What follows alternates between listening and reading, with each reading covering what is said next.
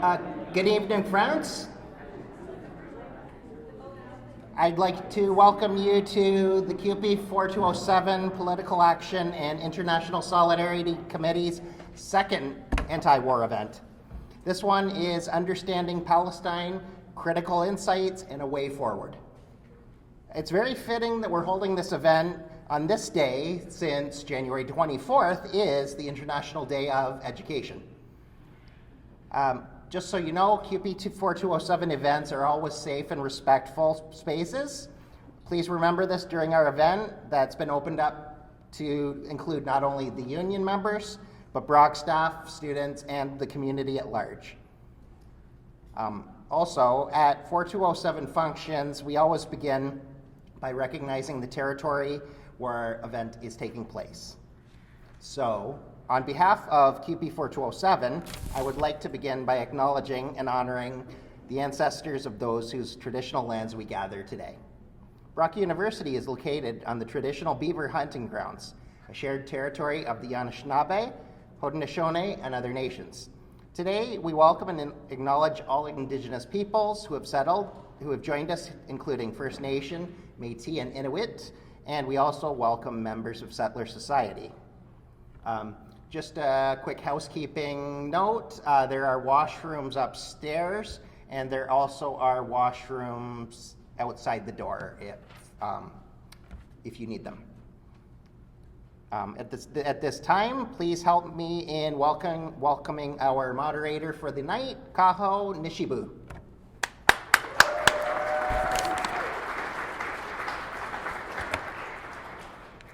Hello everyone, can everybody hear me okay? Okay.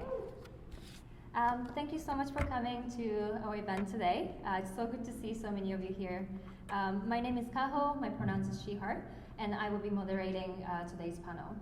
I am a recent graduate of the Master's in Critical Sociology program here at Brock and the current International Student Steward at CUPE 4207. I'm also on the organizing committee for this event with Karen, Morgan, Phil, and Ron. So thank you to my co-organizers for making this happen. And I also like to thank our custodial workers who set this space up. To begin,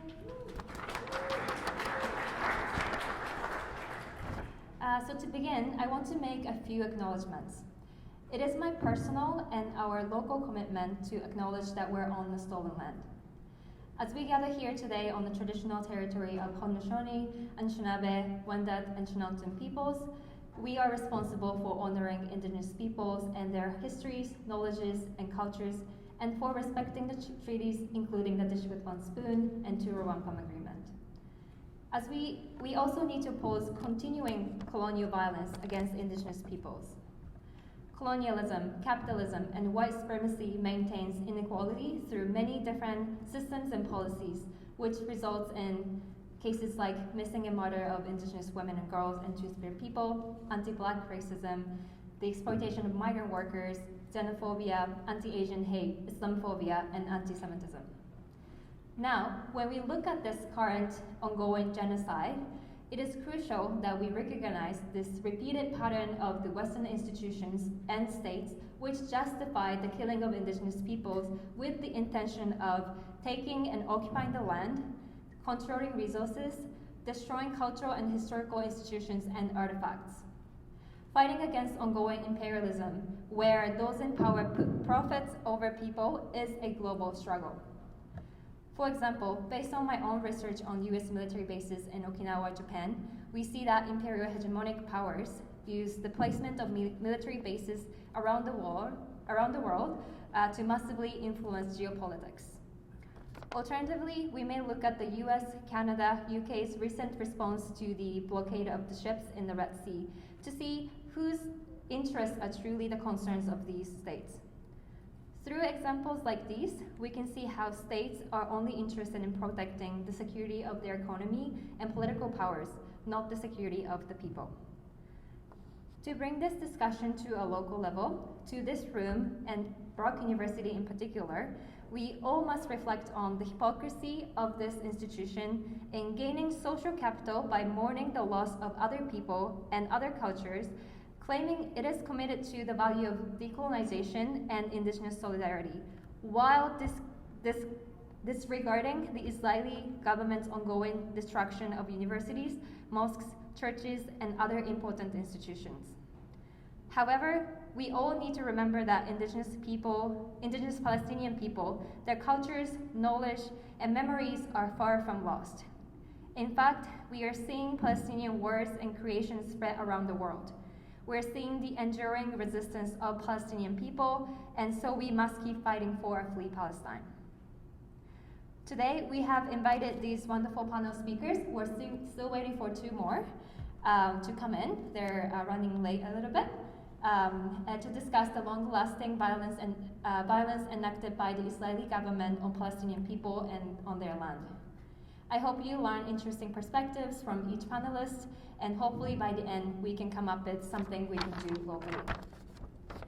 So before passing the floor to the speaker, I would like to remind everybody of a few housekeeping rules and code of conduct. We strive to be respectful for all attendees, including speakers, organizers, and the audience. Please refrain from behaviors or language that harm others. We want to have an open and respectful conversation. We acknowledge everybody comes from different backgrounds, and inevitably, that would make us view the world differently. So disagreements and debates are welcome. However, harassment or discrimination is not. We ask that do not interrupt the speakers. If you feel the need to state your opinions about the event, we ask that please connect directly with the organizing committee after the event. Harassment or discrimination on the basis of race, gender, sexual orientation, age, religion, or ability is not acceptable. If we see such behavior, we will kindly ask you to leave the room. If you want to have a conversation about why your behavior is harmful, we can have a conversation about it after the event. If you notice any behavior that is questionable, please bring it to the attention of the people by the door, who are my friends from Upper Prague. Thank you so much for coming and your support. Please feel free to enjoy the food and drinks. Sorry, we have a Starbucks coffee, but this is out of beyond our control. It's from Amtrak. No, Amtrak? No, Aeromac. There is a washroom, like Phil mentioned, upstairs and outside.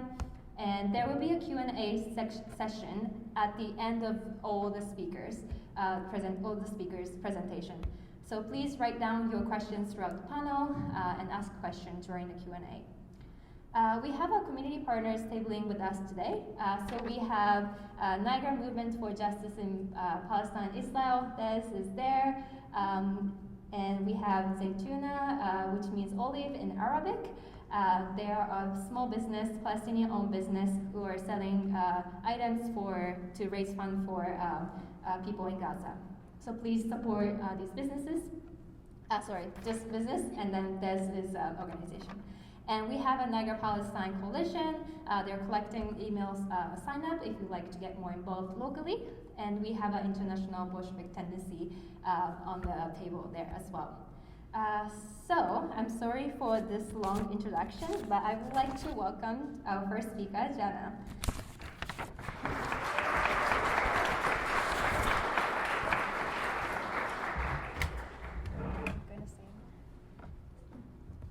Jana Bathane, is a PhD student at Western University in the Health and Rehabilitation Science program, where she is also steward for her department with the PSAC 610 Union. Prior to attending Western, she completed her undergraduate degree and Masters of Public Health at Brock University. Outside of academia, Jenna likes to write and perform spoken words. She is also involved in the Niagara Palestine Coalition and is currently working on the project to collect stories of Canadians with loved ones in Gaza through cohort 17 of the Empathy Squad program. Jenna looks forward to the day she will visit a free Palestine. So welcome, Jenna.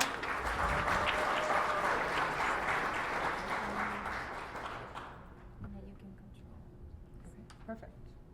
Hi, everyone. Thanks so much for making it out tonight.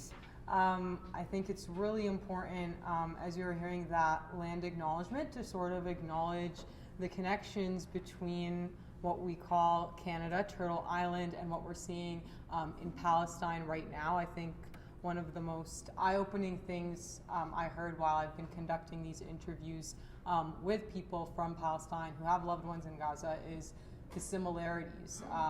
One person told me how for Palestinians who were expelled in 1948, they cannot return to their land. They cannot claim that they are Palestinian unless the Israeli government gives them permission to do so. So essentially they are stateless, very similar to what we see here, where you can't claim indigenous ancestry. You have to apply through the Indian Act to get that card. Similarly, what we see with First Nations reserves. He told me one of the most eye-opening things was he lives in Manitoba. He went to a First Nations reserves and he was astonished at how similar what he was seeing here in Canada was to the Jabalia refugee camp in Gaza, where literally tents built up into houses because they've been there for 75 years waiting for their right to return home. So these refugee camps often don't have infrastructure. But for my presentation today, I'm hoping to specifically focus on the human impact of what's happening in Palestine right now, the stories of individual people, and specifically the stories of children and how the Israeli government and system, the settler colony, has taken away the childhood of these children. So here are a few pictures here. When we say that Israel is practicing a system of apartheid, what that means is that essentially Palestinians aren't tried in civil courts. They are tried in military courts. So they can pick up any child off the street, as you can see in these pictures, and try them in military court for one of the most common cases that are presented in Israeli courts is rock throwing. And you can get a penalty of up to 10 years for such a pathetic case of rock throwing, and oftentimes it's this child's word against an Israeli soldier's word. And even if they didn't do it, that they face the consequence of potentially spending 10 years of their life for the claim that they threw a rock. And even if they did throw a rock, it's literally their only form of defense when these soldiers come in the middle of the night. They break down their houses. They conduct these terrifying night raids. Imagine being a 6-year-old kid and someone breaks down your house in the middle of the night to conduct a raid, humiliate your parents in front of you, and maybe you throw a rock, and now you are facing the potential to sit 10 years in prison. So I'm going to present two cases here. The first is of a boy named Ahmed Manasra. He is still in jail to this day as I speak to you. He was imprisoned in 2015. I believe he was 10 years old. And essentially the crime that he committed was that he was with his cousin. And his cousin was accused of stabbing an Israeli settler. His cousin was shot dead in front of him, and Ahmed, who was not involved in the crime, was then rammed with a police car and left to bleed on the street. There's videos of it. You can search. I decided not to present these images here. I didn't want to trigger or traumatize anybody. And I remember the image of his feet twisted behind him as people cursed at him. Like, imagine you're a 13-year-old boy. Like, I can't imagine. When I was 13, I was in school reading books, and this is what a child in Palestine is facing. Following his imprisonment, that incident, he was taken, questioned alone without a lawyer or parent. You can also search up that video and see how he was emotionally abused, and then subject to solitary confinement. Due to that solitary confinement, he's now been diagnosed with schizophrenia, depression, as well as severe mental health conditions, and there's been serious calls to try and get him an early release. Again, the crime that he was claimed to have committed was attempted murder when he did not do anything. He was just happened to be at the scene. And to this day, they have refused to release him. His case in 2022 was rejected, so he is still, as I speak right now, in jail. So this boy, who is now a man, has spent so many of his years for literally just being Palestinian. And it shows in the system of apartheid where 70% of Palestinian cases are denied bail, whereas only 18% of Israeli cases are denied bail. The second case I will present is that of Shuruq Duwayat. She was imprisoned when she was 16 years old, and she was sentenced to 16 years in prison. And her crime was that she was attacked. She was living in occupied East Jerusalem, and her crime was that she was attacked by an Israeli settler while wearing a hijab. He tried to take her hijab off, and naturally you're going to fight back. And as she was trying to push this settler away, she was actually shot 4 times and then taken to jail. As a consequence, she finished high school and university in jail, and she was actually supposed to complete 16 years.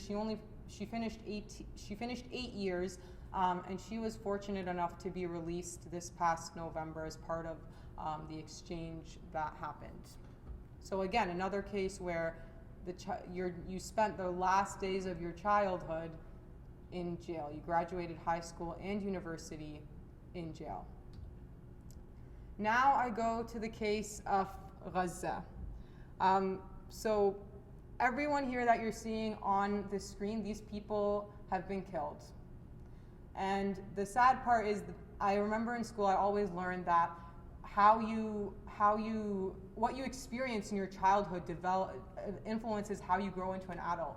But for the children of Gaza, they don't have the opportunity to even grow into adults. It's a systematic destruction of the future of Palestine. There have been 10,000 kids killed.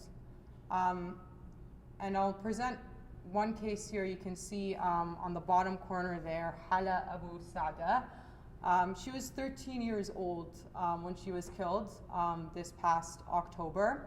And prior to the start of this assault on Gaza, she lost her dad when she was just an infant in the 2009 war on Gaza. And this war wiped out her as well as all of her siblings and mother. So an entire family wiped off of the civil registry. In addition to that, it's really interesting through these conversations that I've been having with people from Gaza who've been back in the past 10 years. A lot of them are telling me, like, I was so surprised when I went to Gaza because it actually developed a lot. There were lots of new restaurants, they were starting to develop infrastructure, and the saddest thing is, like, all this development literally from nothing. They were besieged, and like, Palestinian people are so resilient that they're able to innovate and build from nothing. All of it has been wiped out. Another powerful thing that I heard this week was that for Palestinians, one of their most powerful tools of resistance is education. So for Gaza, a city that is besieged, they have one of the highest education rates per capita in the Middle East. So many people holding multiple degrees, and that is systematically being destroyed. Israel has destroyed every university in Gaza. So even when this war is over, one of the most powerful tools of resistance for Palestinians, which is their education, has now been wiped out. And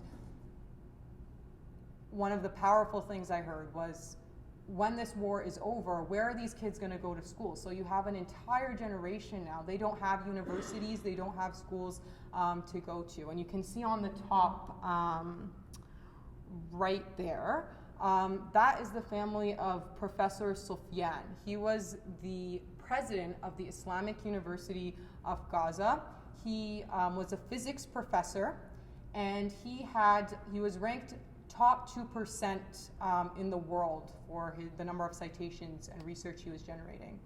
He and his entire family was wiped out again by an Israeli airstrike. So you can see there's the systematic destruction of not only the future of Palestine through the youth, the innovators, but also all this infrastructure that was built up in the last 20 years is now gone. And the really frustrating thing, as someone who speaks both English and Arabic, I sort of get to see both sides of the media, is how our Western English media report on the killing of Palestinians. You can see there, Palestinians don't just die. They are killed, and it is a responsibility it is the responsibility of our media to report who the killer of Palestinians are. Another thing, even social media, we see that a lot of Palestinian content creators are getting shadow banned, where they put up their posts, they can see it, but nobody else can. So there's this systematic silencing of Palestinian voices, and I think even with shadow banning, it's been very eye-opening for a lot of the world to now see the images that are coming out of Gaza. Imagine if our only source of news was the New York Times or BBC News. A lot of the world would be even more disillusioned than they are right now. So what can I do as an individual about all of what I just talked about? Definitely educate. As I said before, one Palestinian told me that one of the most powerful tools of resistance for Palestinians is education. So in terms of news sources, Al Jazeera English, TRT World, Mondo Weiss, and the Electronic Intifada are all great sources of news that are telling you the Palestinian narrative and what's actually happening on the ground. Authors, Suzanne Abul Hawa, that book there I read and I was crying at the end of it because it tells the full story from the expulsion of Palestinians to being a part of the diaspora and then coming back to Palestine. So I definitely recommend reading that. Ghassan Kanafani is a famous Palestinian writer. He was involved with the liberation movement, and it goes to show you again that Israel targets anybody that tries to change the narrative. So Ghassan Kanafani was actually assassinated by the Israeli intelligence services, and he wasn't even his only tool was his pen. That was his weapon. He wrote several books. Adonaya Shibli is another Palestinian author, and again, you can see that systematic silencing of Palestinian voices. She was supposed to present at the Frankfurt Literary Festival. I think it was this past November, and again, she was basically canceled. She wasn't allowed to present on her book. And another author is Sahar Khalifa. Movies, if you haven't watched it, Farha and Born in Gaza are two very recent ones. An old one is Return to Haifa. Very good movie. Again, I cried at the end of that one. I won't spoil the plot, but please watch it because it shows exactly what happened in 1948. It's been happening for 75 years. Boycott, divest, sanction, and we need to put pressure not just individually, but also on our institutions. So what partnerships does Brock have with universities in Israel? What products are we getting from Israel? And donate, of course, to, every family I've spoken to is talking about how we have a GoFundMe to try and get their family out of Gaza right now. So donate if you can. And I would say probably the one that we can definitely work on and have real action is political mobilization. So I think one thing I've realized from all that's been happening is that we need to start putting ourselves out there. We need to put candidates in the next election to be our voice. Right now, we do not have a voice for Palestine, whether that be on the provincial level, regional level, national level. There is no voice for Palestine. So the next election, we need to make sure that, first of all, we have candidates on the ballot that are going to speak for Palestine, not just when Gaza is being assaulted, but throughout, because it doesn't stop. It's every day. So we need to put forward candidates, and we need to make sure that we have people that are backing them up, whether that be unions, whether that be individuals, organizations, so that the next time an election comes, we have candidates on the ground, we're getting elected, and when things like this happen, we're making sure that we can actually have an impact, because what we're seeing right now is even our MPs are refusing to meet with Palestinian families. It's been such a struggle to even get our voices heard at Regional Council. We're supposed to present tomorrow, so everybody here, please be at Regional Council to support the motion that's going forward tomorrow regarding Palestine. So we need political mobilization at all levels, and it needs to be supported. I have two very active political voices for Palestine, but again, they were silenced. We saw what happened with Sarah Jama.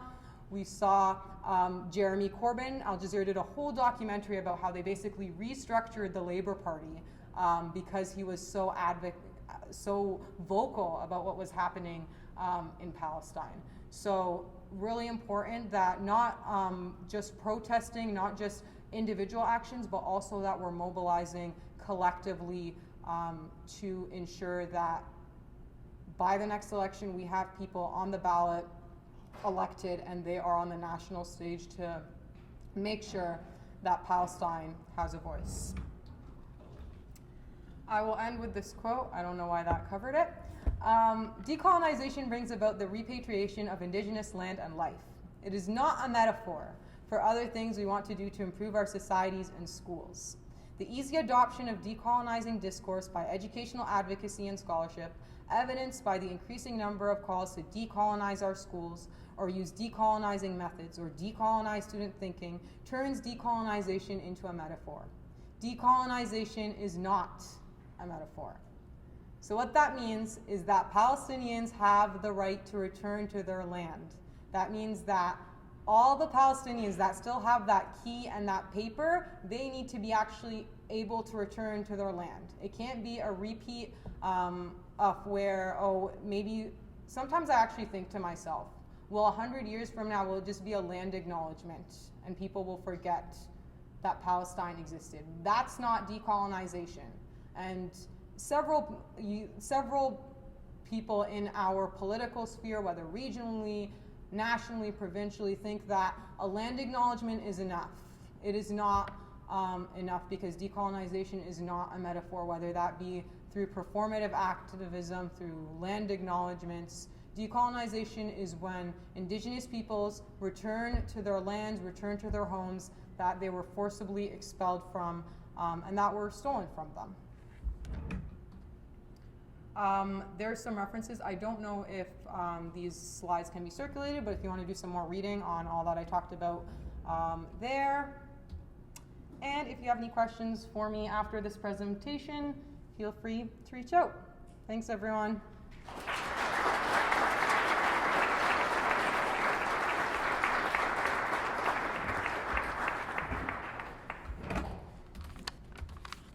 Thank you, Jenna, so much for your insightful presentation.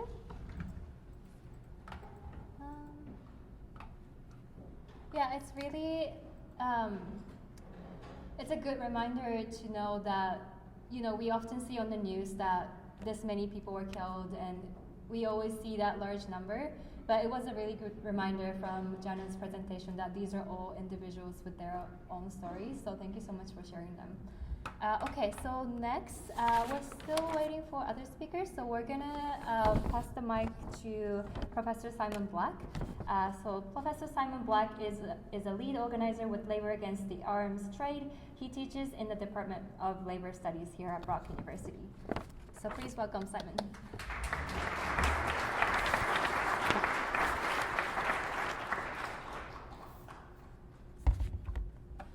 Just one thing, sorry. We're actually video recording and audio recording this entire session, so we can maybe share this afterwards, but please refrain from using or recording this with your own device. Thank you for understanding.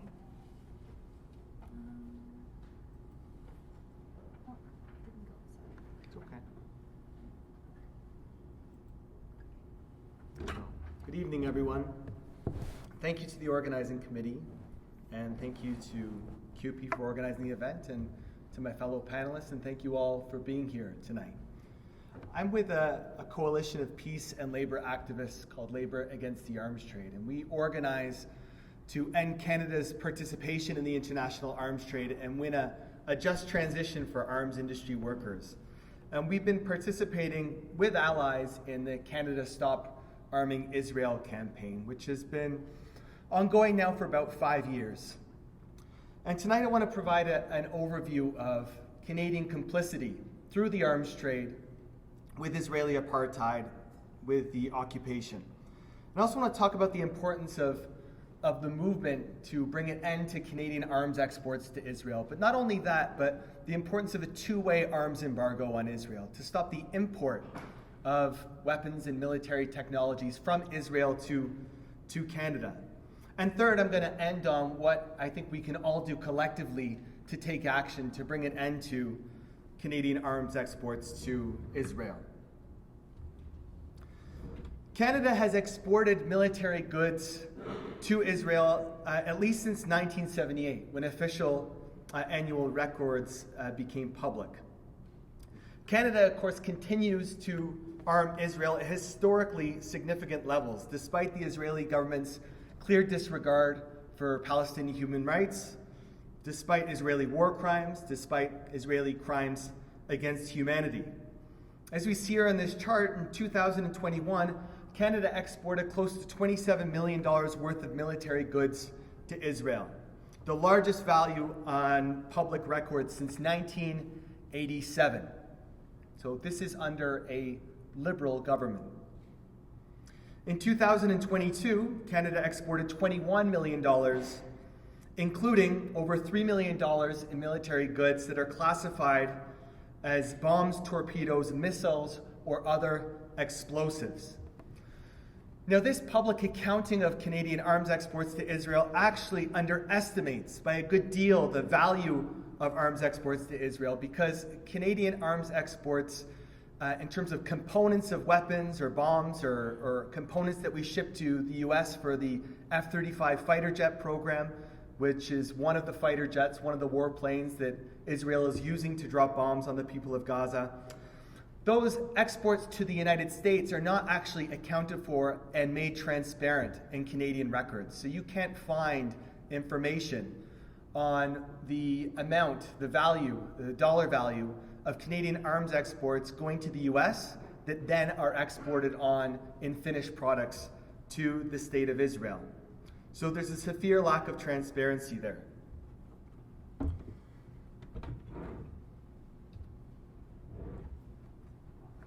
This is a map that was put together of weapons manufacturers in Canada who are exporting arms to Israel. That was a map that was researched by our friends and allies at World Beyond War Canada. And as you can see, there's arms manufacturers dotted across the country from coast to coast, including a cluster of arms manufacturers in and around Montreal, and aerospace and defense contractors in and around Toronto as well, but also in Winnipeg, Vancouver, Calgary, and out east in Nova Scotia, where there's a subsidiary of Israel's biggest defense contractor, Elbit Systems, operating outside of Halifax.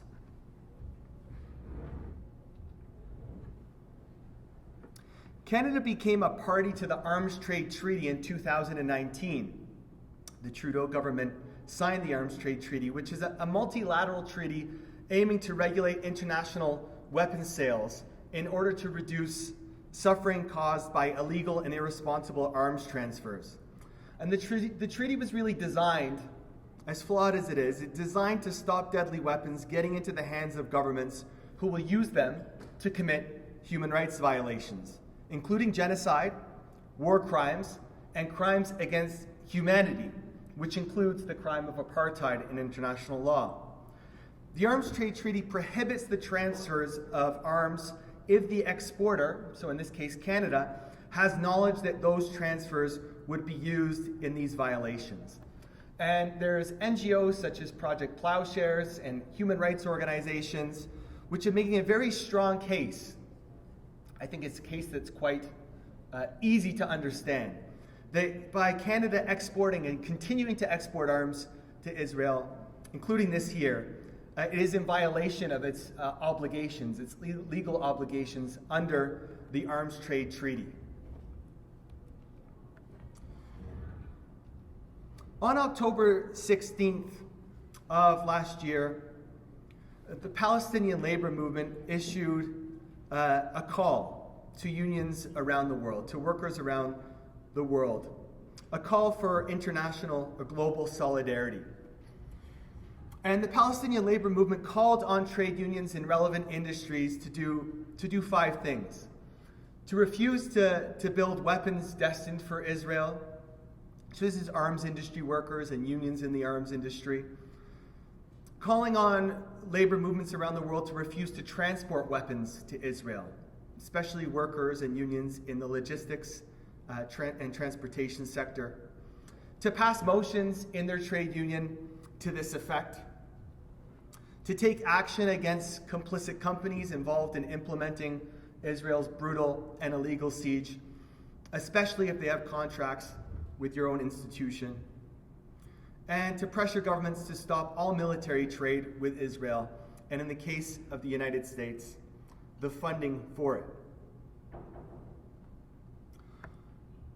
Now, as an organization committed to ending Canada's participation in the international arms trade, and as part of an ally in a movement to stop arming Israel, I want to highlight the importance of demanding a two-way arms embargo on the state of Israel. And that means not only stopping the flow of arms exports from Canada to Israel, but stopping the import of Israeli military goods and technology to Canada.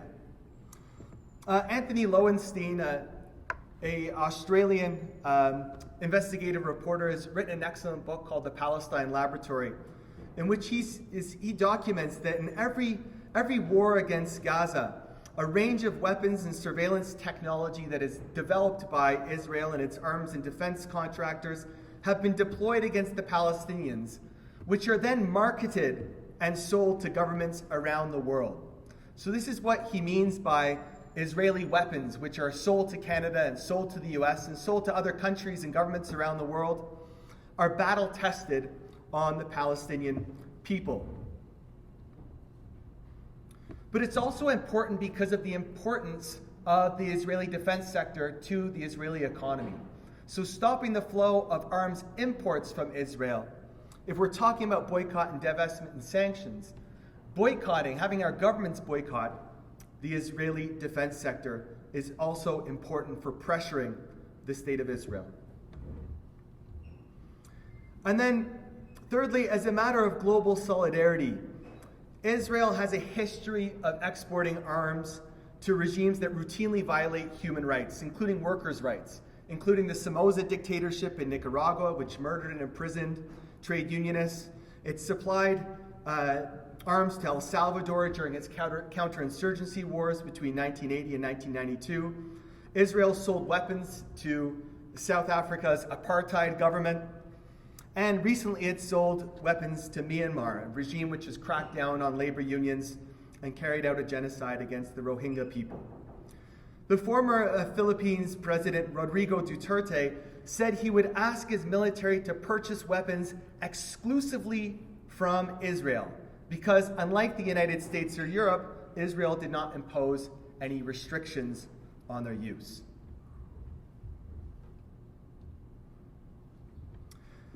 What we've done with allies like Labour for Palestine and World Beyond War Canada is we have looked at the various resolutions that trade unions have passed that have called for the Canadian government to stop arms exports to Israel. And we have not waited for the government of Justin Trudeau, the Liberal government, to take action. We've organized picket lines outside various arms manufacturers in the GTA, including this one just recently before the holiday break outside of Pratt & Whitney in Mississauga, which produces components for F-35 fighter jets. And over 200 trade unionists and community members got together that morning. We arrived at about 6 a.m. at Pratt & Whitney, and we set up picket lines across 4 different driveways. And we had a lot of good conversations with workers who came to the picket lines, and we encouraged them not to go to work. We said, don't cross this picket line, and many didn't. And we effectively shut down the morning shift at Pratt & Whitney. It wasn't the only place that we've taken action. We've taken action at Incas, which is a an armored car company, which has a factory in Israel, and also at L3 Harris, which produces drone components for the Israeli Defense Forces, the Israeli occupation forces. So what can we do as community members, as union members, as concerned citizens to bring an end to arms exports to Israel? There are a number of resolutions that are out there, both parliamentary petitions that you can sign, also petitions by NGOs, including organizations like human rights organizations like Amnesty, humanitarian groups like Oxfam, and others. Of course, if you're active in your union, resolutions are important. Encouraging your fellow union members to mobilize and organize, to pass resolutions in your unions, to say that your union will take a stand against Canadian arms exports to Israel, and demand a two-way arms embargo. Visiting your MP, your Member of Parliament, of course, is important as well. A delegation of groups, as people have been doing here in Niagara, is vitally important to pressuring our Members of Parliament. But for union members in particular, and I do most of my talks in and to unions and speak to rank and file union members, the importance of kind of worker-to-worker education. Right? Most people in this room here, gathered here tonight, will have some knowledge about the history of Palestine. We'll have a knowledge about the history of the occupation, of Israeli apartheid. But you know, the average worker who's working beside you may not have that knowledge of that history, and they may just consume the kind of media that we were talking about before that gives a very biased perspective on what they call the conflict. So it's important for unions to take action and engage in educationals and do worker-to-worker education. And then there's direct action, getting involved in organizations like Labor Against the Arms Trade. I'm happy to speak to people afterwards how you can get involved in these community picket lines at arms manufacturers in the GTA. But resolutions, while important, we need to think about in our movement, in our labor movement, how we turn solidarity on paper into solidarity in action. And taking direct action is one thing that we can do, but it's not the only thing that we can do. We also need to think about the strategic position of unions and workers in industries that have a direct connection, if not a direct in terms of the arms industry itself, but to the transportation and logistics sector. I want to give you an example. We're here at a CUPE-sponsored event. CUPE represents port workers, dock workers at the Port of Montreal. One of our campaigns has involved the Stop Arming Saudi Arabia campaign to stop Canadian arms exports to Saudi Arabia. And through our research, we found out that the turrets, the cannons that were being imported from Belgium and affixed to light armored vehicles in London at General Dynamics Land Systems, which were then exported to the Saudi government, that those turrets and cannons were coming in through the Port of Montreal. But we need our union sisters, brothers, and comrades.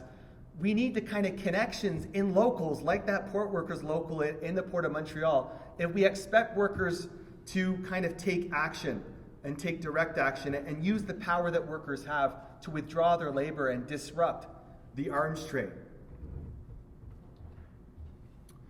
You can follow the hashtag this Canada Stop Arming Israel on social media if you want updates about the campaign. I mean, the good thing is what we have going for us is if when you speak to union members, when you speak to people and you explain the issues and you do it in a way that's coherent and clear, most people are sympathetic. But most people ask what they can do. So again, it's important to have these one-on-one conversations with community members and people in our unions. We need to ensure that our shop stewards in our unions, our union reps and our executive members have the confidence and capacity to have these conversations. Because when you have these conversations, people will just spit back at you the kind of talking points that they hear on CBC. So we need in our unions to ensure that people are confident and have the capacity to have really difficult conversations and be ready for the Fox News talking points that might be thrown back at them, and how to kind of deconstruct them and convince workers that we're on the right side of history when we support the Palestinian people. Lastly, we see around the world inspiring examples of unions and workers taking action, including here a clip from a news clip of Barcelona dock workers union vowing not to load weapons for Israel or any conflict zone amid increased direct action against the bombardment of Gaza. The headline reads, Canadian unions have strong resolutions on paper, but again, we need to turn those resolutions from paper solidarity into solidarity in action. And when we speak to arms industry workers, as we have spoken to workers in the arms industry, and you say to them, I'm going to give you a choice. You say, I'm going to give you a choice. You can have the same union, the same benefits, and the same wage, the same protections. And you have a choice between continuing to export arms to Israel, continuing to be complicit in the Israeli bombardment of Gaza, continuing to be complicit in the genocide and war crimes and occupation. Or you can produce the kind of green technologies that we're going to need to confront the climate crisis. When you stand at the factory gates at a place like General Dynamics Land Systems or Pratt & Whitney, and you speak to workers as they leave for their shift, and you say you've got these two choices, which one do you choose? You don't find a single worker that says, I want to continue being complicit in this war. I want to continue being complicit in this occupation and this genocide. But of course, workers under capitalism don't have that kind of choice. And that's the kind of choice that Labor Against the Arms Trade will continue to fight for, continue to organize for, and continue to mobilize for. Free Palestine. Thank you very much.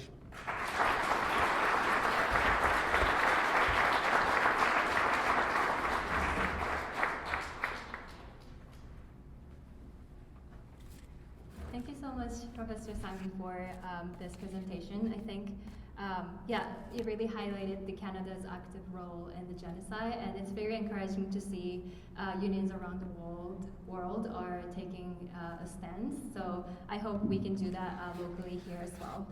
So just so you know, the CUPE Ontario also has passed a resolution. It's a paper resolution, as you mentioned, and we have to make it into an action. If you like to take a look at the resolution, the copies are on the table there. So please take a look. So now I would like to invite Josh Decker. Josh Decker is a revolutionary socialist based in Toronto and has been active in the workers' movement and organized left for 25 years. He is on the editorial board of 1917, Journal of the International Bolshevik Tendency. Please welcome Josh. Yeah, actually, I don't need the projector. Great. Yeah, great, thank you.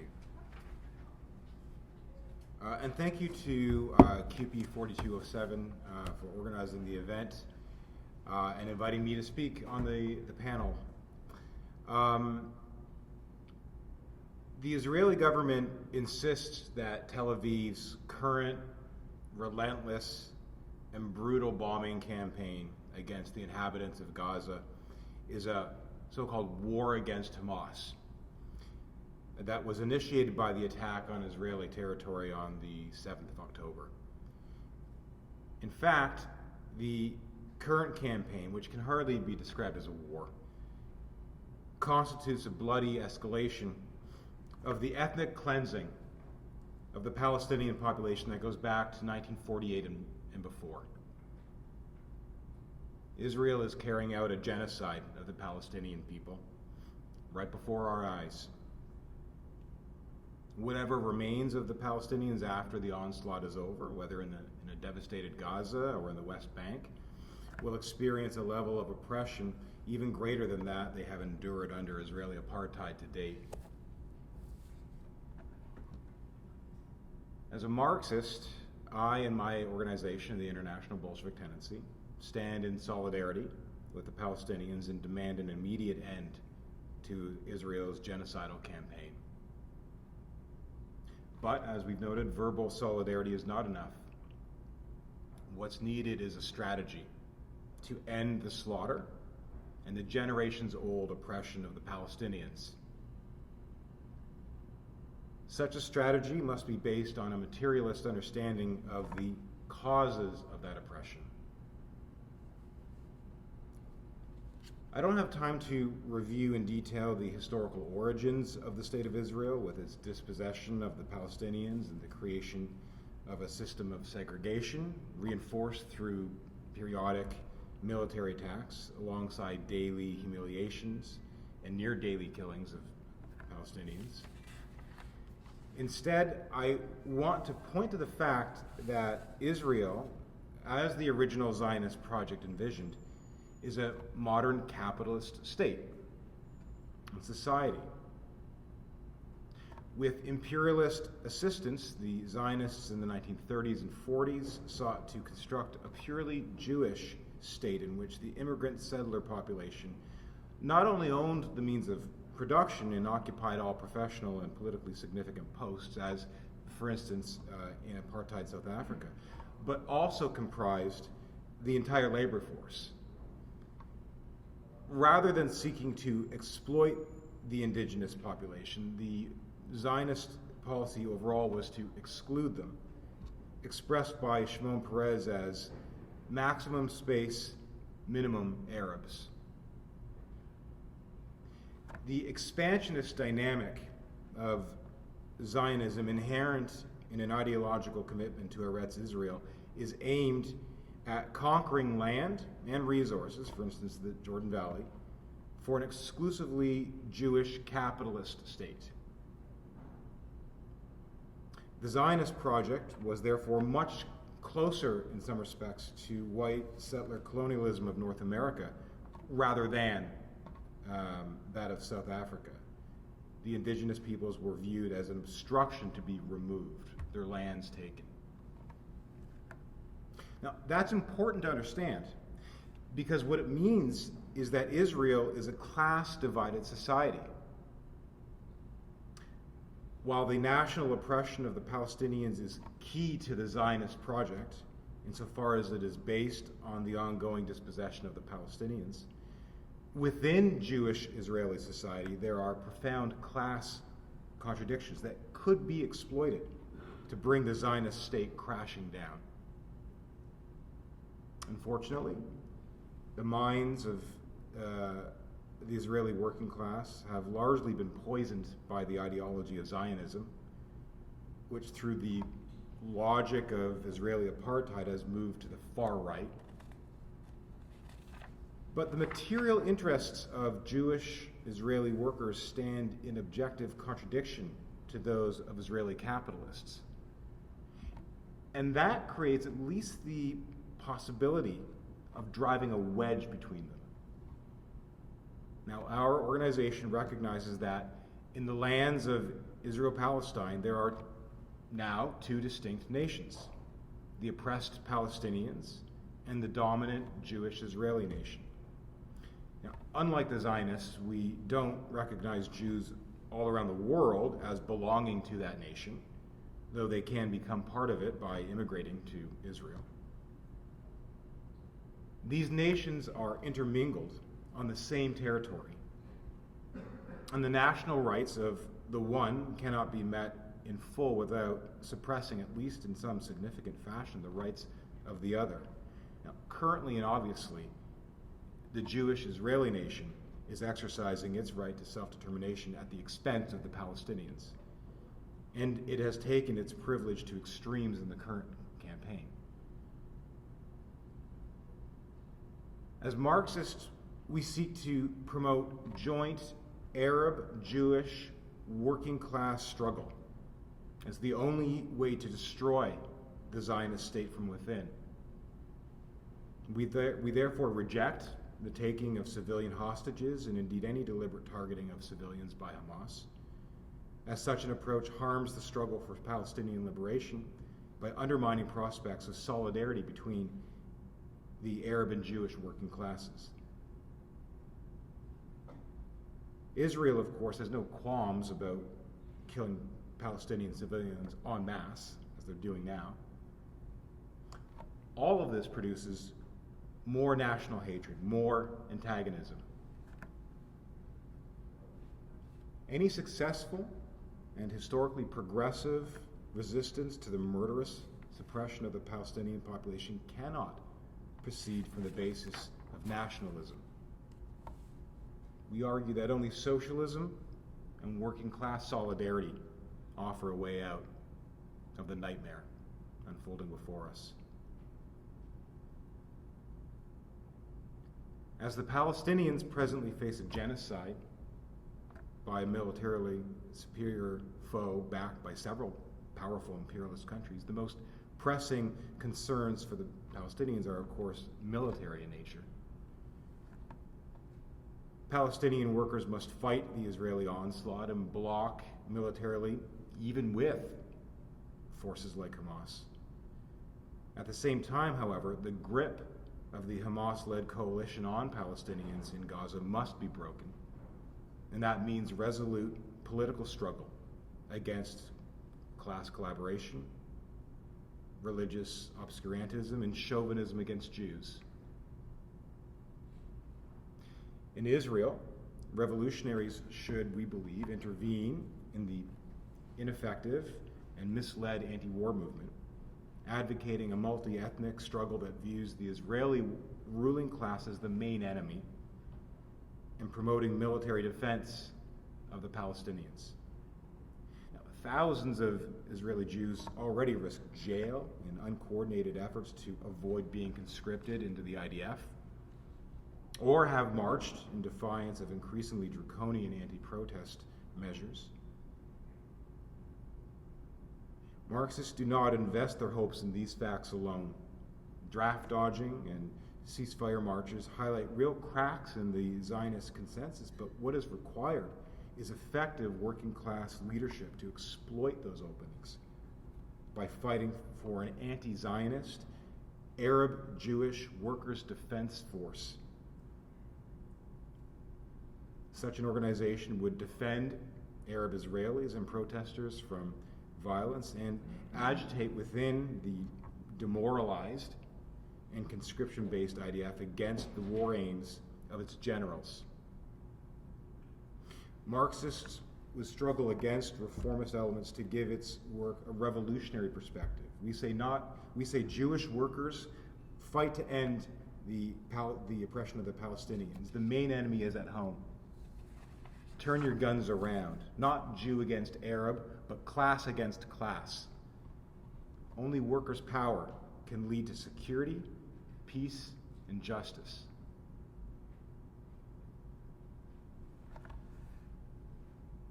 In the Israeli labor movement, the main task is to break the power of the Arab exclusionist and corporatist bureaucrats aligned with the Labor Zionist History Federation so that Arab and Jewish workers can build closer ties through shared struggle against the bosses, as often occurs in smaller independent unions. Chauvinism in the organized workers' movement created the basis for the current Likudnik and Kahanist dominance of Israeli politics by driving Jewish minorities into the arms of reaction. And as such, a special emphasis must be placed on winning over Israel's discriminated minorities. Breaking down these divisions in the Jewish-Israeli nation is central to building support for socialist revolution in the region. As mentioned, on October 16th, the Palestinian General Confederation of Trade Unions put out a call to the international trade union movement to, quote, refuse to build or transport weapons to Israel and to take action against complicit companies involved in implementing Israel's brutal and illegal siege. There have indeed been militant actions against Western imperialist aid to Israel, including blockades of factories owned by Israeli arms manufacturer Elbit Systems and the partial blocking of a U.S. military supply ship bound for Israel in Tacoma, Washington, which was loaded by Navy personnel after longshoremen refused. More recently, protesters shut down the port of Oakland, California, in defense of Gaza. Trade unionists in Belgium, Australia, and Spain have called for transport workers to refuse to handle military shipments bound for Israel. Port workers in Livorno, Italy, and Belgian transport workers have refused to load ships and planes containing weapons and explosives destined for Israel. trade unionists and protesters in Britain blockaded entrances to BAE Systems, the suppliers of surveillance equipment to Israel, while U.S. workers and protesters blockaded Northrop Grumman, suppliers of bombers and missile systems. The Construction Workers Union of India refused to support genocidal attacks on Palestine and resisted attempts by the Modi government, the biggest buyer of Israeli weapons, to send Indian construction workers to replace the locked out and expelled Palestinian workers.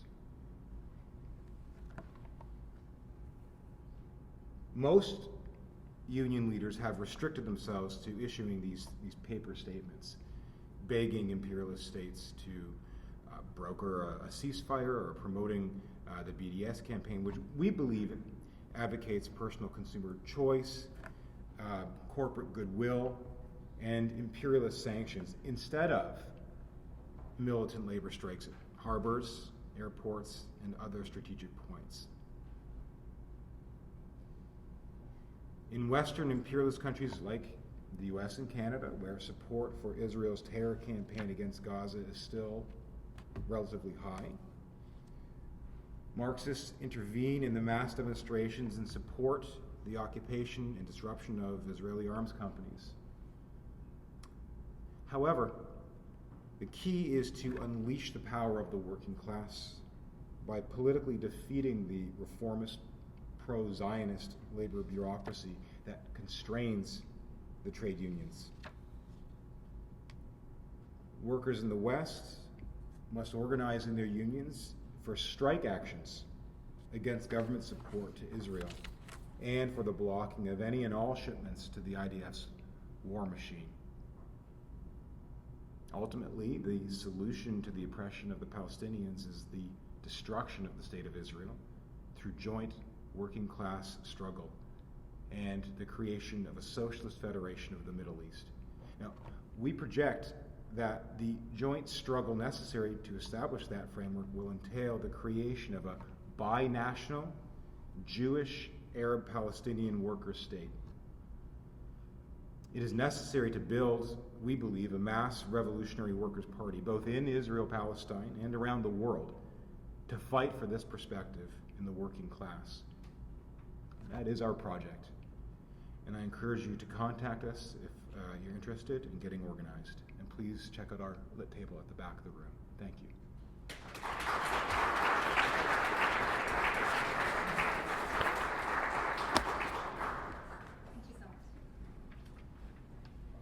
Thank you, Josh. Yeah, it really, thank you for speaking to how class struggle plays a role in sustaining the Zionist Islamic State.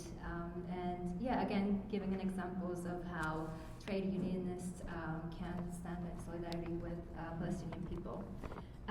Okay, so next I would like to introduce Mo Al-Qassam. Mo Al-Qassam is a Palestinian community organizer, trade unionist, and writer based in Toronto, currently serving on the CUPE Ontario Executive Board as a Young Workers Chair and is a member of Labour for Palestine. Originally from Nablus, Mo is active in the Palestinian National Liberation Movement and the Labour Movement. So please welcome Mo.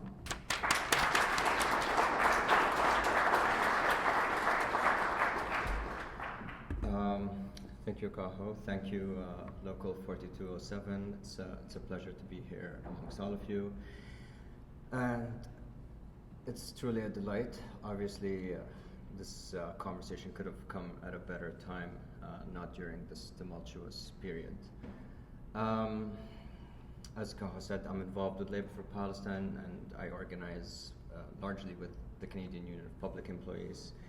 So I say that to say I haven't had one of these events in a long time. I think in the last 12 months or so, I probably spoke once at a Palestine event in Red October that was hosted by Spring Magazine. And it was pretty interesting, but I'm not one for writing speeches ahead of time or analysis ahead of time. I really like going off the cuff, and I also don't intend on bringing a Western perspective, loosely speaking, and I also don't want to reiterate things that I'm sure many of you friends and comrades here have heard. Obviously, the points that were made were very strong, and I do support what my fellow panelists have said. But how many of you here fully support Palestine and the Palestinian struggle? Raise your hand. Okay. So, everyone in the room. How many of you here are here because you want to know what to do? Okay. How many of you here have an idea of what you have to do? Okay. And how many of you here are Palestinian or Arab? Okay. Perfect. Perfect. أهلاً عمو. So, I'm going to briefly describe the situation of Palestinian workers because I think it's going to be central to what I'm going to say. As you all know, there's the West Bank, there's East Jerusalem, there's Gaza, which constitute where the majority of the Palestinian population resides. Because of the dispossession that has occurred for a period of over 75 years or so, Palestinians have been largely an exploited population. They're not just exploited by the means of demolishing their homes or assassinating them or forcing them to doing actions that they may not want to do. They are a reserve labor army. What does that mean? What that means is if you're a Palestinian in the West Bank, you're looking for a job. That's considering international aid is not coming in, or you have no access to international aid or any funds from NGOs or not-for-profits. Because of the occupation and the colonization of Palestine, a large number of the jobs that are available to Palestinians will be somehow facilitated by the Zionist Israeli occupation.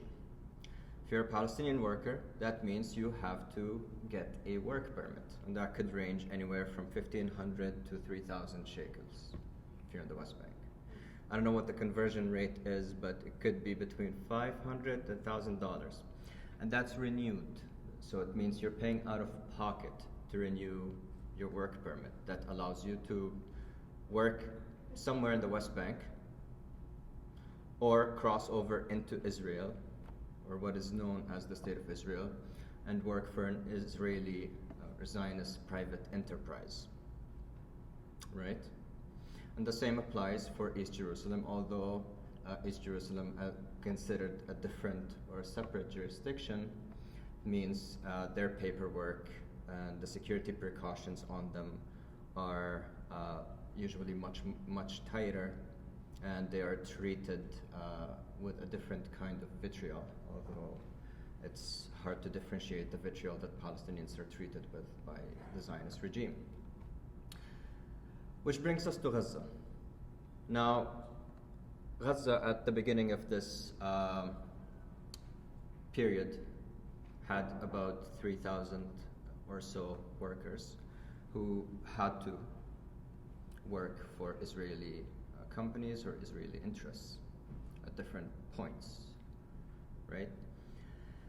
They were one of the first targets because as soon as violence erupted again, thousands of workers from Gaza were taken as prisoners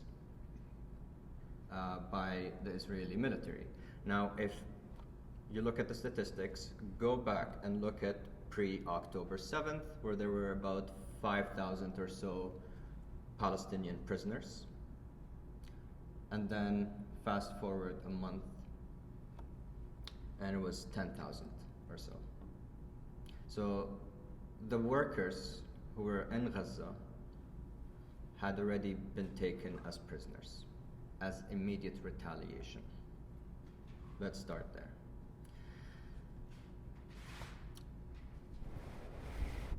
If you hear the term seam zone, and seam zone is largely used to describe a certain area of in the West Bank. And if you ever look at it, you will see pictures of military checkpoints and security checkpoints where they are fenced and very tight, actually much tighter than the space of this hall. And you'll find hundreds of Palestinian workers, usually crammed into that space for hours on end. Usually they're there at the break of dawn almost. You'll find them there at 4 in the morning, waiting to cross over into another area in the West Bank, or from East Jerusalem into the West Bank, or from the West Bank or East Jerusalem into what is known as the Zionist state or state of Israel, where they have to work, or they go to work. And because we all know the nature of the Zionist project, sometimes these workers are just made to wait for hours and hours and then denied entry. So a day's pay is gone with the wind. Sometimes your work permit is just rejected for no reason. Sometimes it's torn up for no reason. I say that, and we could go into much more detail about the situation of Palestinian workers and workers in Palestine, but I say that because there is a case to be made for us here who believe in a working struggle or a workers' rights struggle in what is known as Canada. We have to be able to understand and comprehend the realities of labor and workers in a different part of the globe, and the distinct realities of labor and the working class, particularly under occupation and settler colonialism. What I think is key at this moment is the idea that working class conditions and class struggle are not the same as they are elsewhere under occupation. In other words, there would be no Israeli working class or a Zionist working class if the Palestinians were never dispossessed to begin with. That's a reality. The Histadrut and the Zionist or the Israeli federations of labor, from the onset, and we could go back into the documents of the Zionist movement, from the onset of their creation, were set out as arms of the Zionist movement. They were not separate from the Zionist project and created as entities of labor struggle and workers' rights. They set out to dispossess Palestinian workers, Palestinian peasantry, and largely the civil population, the civil Palestinian Arab population. I do also want to mention, in this particular moment, I think we need to also take a different glance at boycott, divestment, sanctions campaign. I think I definitely have 100% always supported the BDS campaign. I think it's time for us in the labor movement to no longer see the BDS campaign as a ceiling or a limit. Rather, we should be seeing the BDS campaign as a floor. It is now the bare minimum to support a BDS campaign. If we cannot support the BDS campaign, then I don't entirely know what we can do at that point. You can clap.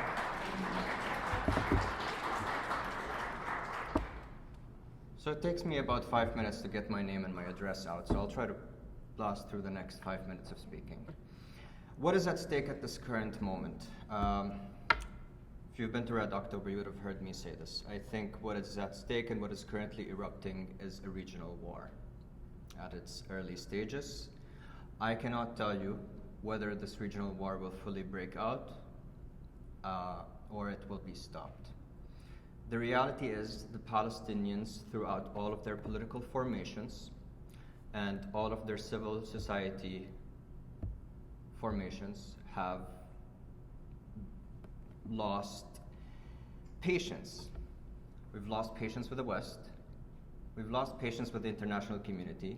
We've lost patience with some of the neighboring reactionary Arab regimes.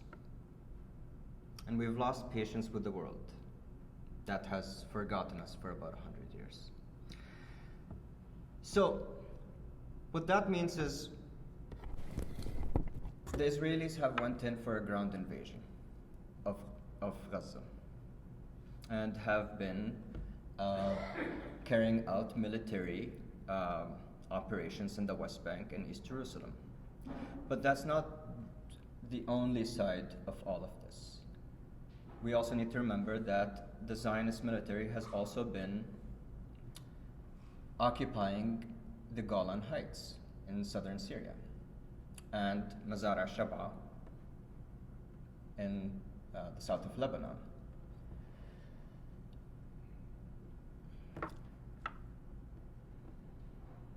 Why would the Americans want this war to go on?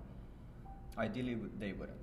And I can guarantee you that most of the conversation that would be happening in closed doors politically would be one where they want to finish off Palestinian popular resistance as soon as possible and go back to the other two fronts that they have open in the global south, namely Asia Pacific with China and the front that they have with Russia. So, for us, this means that the Zionist regime wants to, if you're Arab, I'll say the word first, بدهم يصفوا المقاومة. They want to wipe out any resistance. What that means for them is that they want to destroy the social infrastructure that exists in Palestinian society and the social fabric that exists in Palestinian society, to demoralize them enough so that they will not be able to attempt, repeat, or pursue any political campaigning against the occupation and settler colonialism. That is the aim here. They've rejected multiple times any exchange deals of hostages for prisoners or hostages for ceasefire, etc., however which way we want to look at it. Their aim is to finish off any forms of resistance and move on to the other front that they have into the south of Lebanon. And I don't need to remind any of us of what the repercussions could be, because there was a war on the south of Lebanon in 2006, and that was a catastrophic war that's taken on many lives. This could escalate into a full-blown regional war, because obviously none of us here would be able to deny that the other neighboring Arab countries are involved one way or the other, whether it's Yemen, whether it's Iran, whether it's Syria, Lebanon. I don't want to mention Jordan and Egypt for their shameful roles. I think that's a different conversation. Our job here as workers, as people of labor, as people who are supportive of the Palestinian cause, is twofold. One is that we're supporting a national liberation struggle of the Palestinian people, but two, which is equally as important, and don't forget it, is that we are battling the imperialist state from within the core. It's not that we're striking or picketing just to show that we are in solidarity with the Palestinian people. The reason why we are a working class is because we are made to be a working class.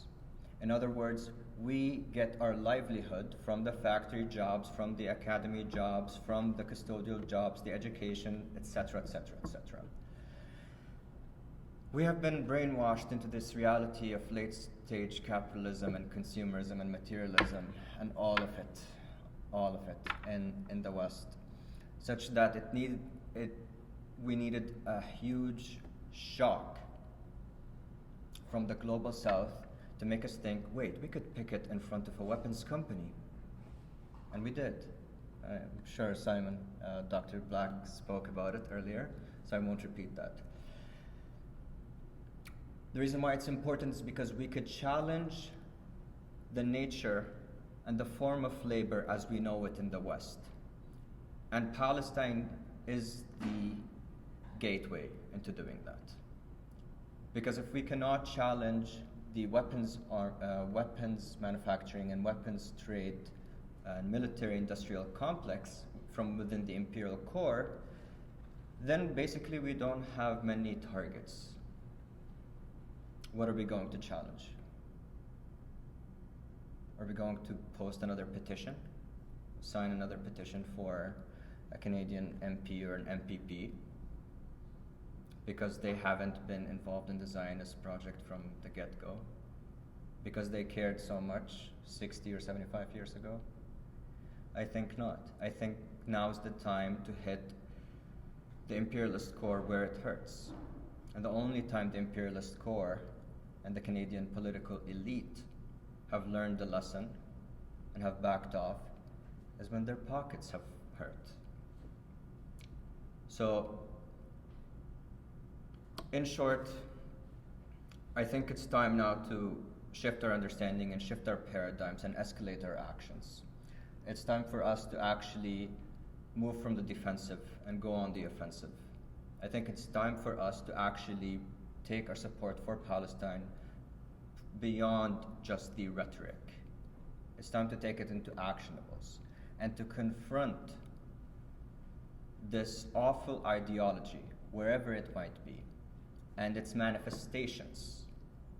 Because the government, and this will be the last point, I promise, I know I've taken a bit of time, the government that has forgotten about its workers throughout 3 years of COVID-19 is the same government that's spending millions and billions of dollars sending military aid and other forms of support to a foreign country several thousand miles away.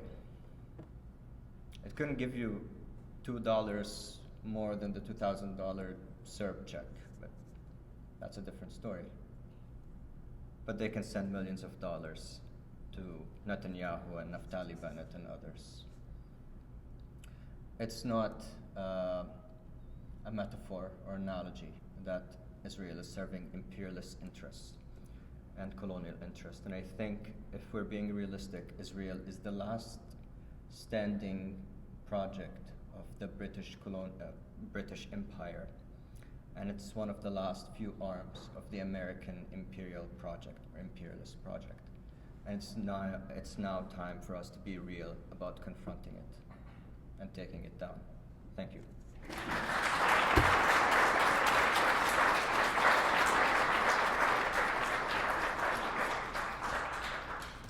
Thank you so much, Mo, for describing the conditions of workers in Gaza. And I think it's very important to understand those conditions before the October 7th to really understand the Palestinian resistance, the militant and armed resistance. So thank you so much for describing those conditions. So last but not least, we have Rabbi David Mevaser. Rabbi David Mevaser is an active member of Independent Jewish Voices in Hamilton. He served for nearly 25 years as the spiritual leader of 3 synagogues in Pennsylvania and Vancouver. He has lived in Israel, Palestine for 4 years, going back to 1971, and has returned a number of times, most recently in 2017 and 2019, with the Center for Jewish Nonviolence to directly support Palestinians in their struggles to maintain their community's existence. So please welcome Rabbi David.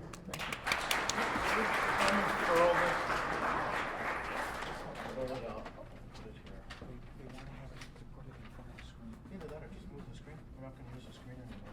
No, we're just going to put it in front. Go ahead. Just whatever works. Just put it whatever works. in front of the screen. Okay, Yeah, sure. that way. Yeah, keep it simple. I hope this.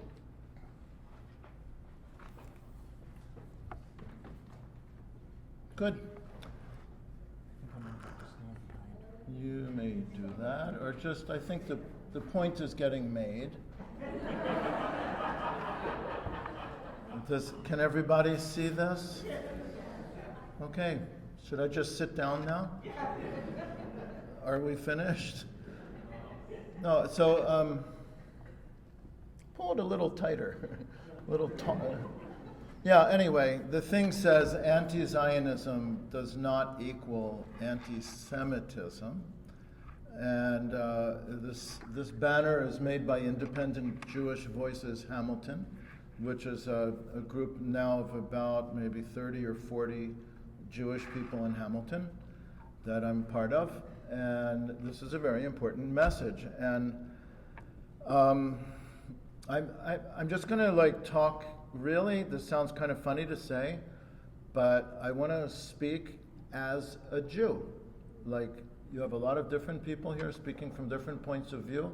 I'm sure the reason that I was invited is that I can authentically speak with a Jewish voice. That's what I am, who I am. I have been ever since before I was born, going back in my family as far back as anybody remembers. Every single person in my entire family going all the way back is Jewish. That's how I grew up. When I was a teenager, I started getting interested in Judaism because it was mainly a big reason for me is because of the mandate for social justice and Judaism that I learned as a teenager in the 1960s, speaking right from the Torah. It says, justice, justice you shall pursue. Seek peace and pursue it. And that's the Judaism that I saw. And I would again say, as a teenager and adolescent, I thought, that's what I want to promote.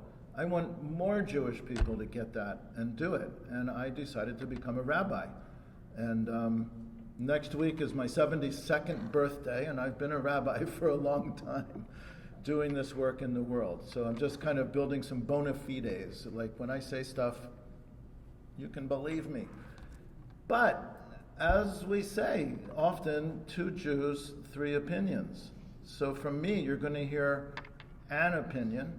And of course, you know that there are other Jews that oppose the opinions that I'm going to share with you. I also actually need to check in with how much time do I have? That's a lot of time. I rarely get that much. So actually, I'm going to set myself up with a little clock here. Okay, good. Yeah. So what I think I want to talk about is some clarity about Judaism versus Zionism. 2 different things. I want to talk about that. I want to talk about some of the organizations of the establishment Jewish community that push the counter view, the one that gets heard all the time, which is the reason why I have to be here articulating the correct view. I'm going to talk about these organizations a bit and some of the mechanisms or techniques that they use, one of which is weaponizing false accusations of anti-Semitism and eliciting what I would call kind of misplaced sympathy for fragile Jews and that kind of a thing, using false arguments about things like Jewish people's indigeneity to the land of Israel.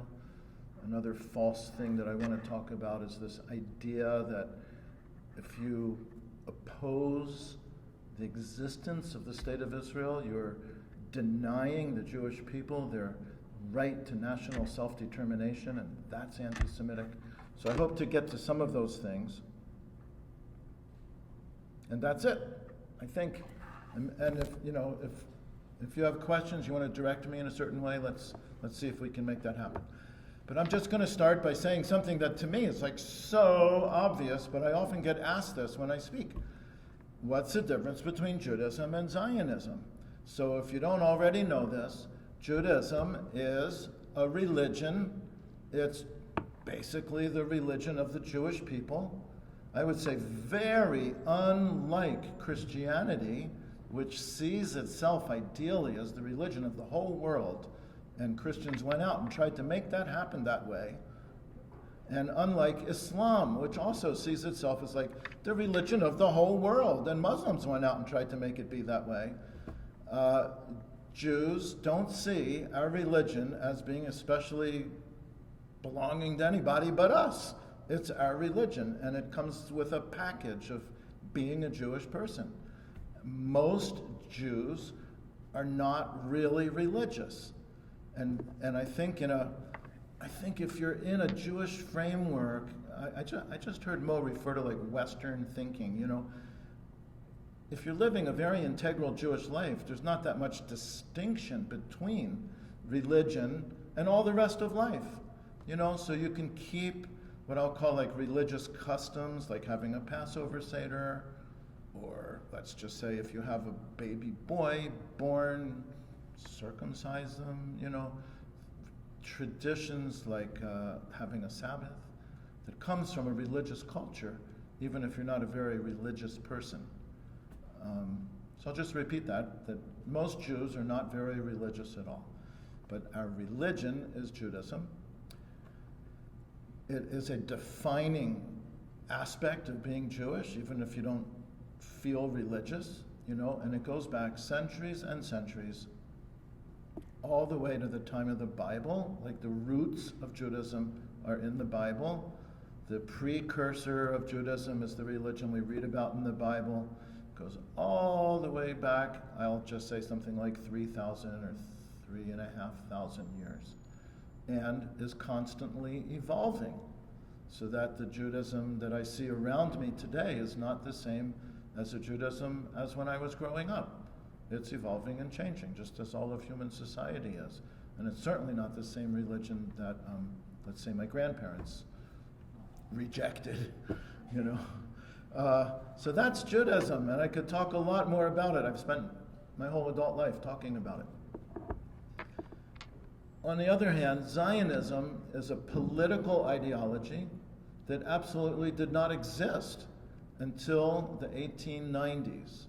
And it arose out of very particular social conditions and political conditions in Central and Eastern Europe, in countries like Germany and Poland and Lithuania and Russia. And I don't know how much you all know about this, but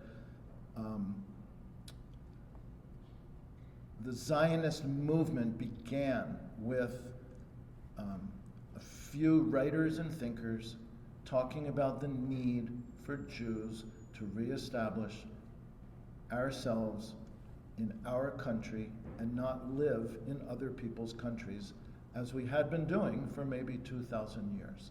And that was around the late 1880s. In the mid 1890s, there was a call for the World Jewish Congress, and Jews came from different places and had a big meeting where they established a Zionist movement. That was in the 1890s. I'm making a point about how new it is and what a political phenomenon it is. And at that time, it was either ignored or opposed by almost all the Jews everywhere. You know, probably 90% of Jews everywhere either thought that was a bad idea or just didn't pay any attention to it. And just to flesh that out a little bit, Jews in Eastern Europe were very involved, some with socialism, with communism, clearly in a shared struggle with the other working people around them wherever they were living.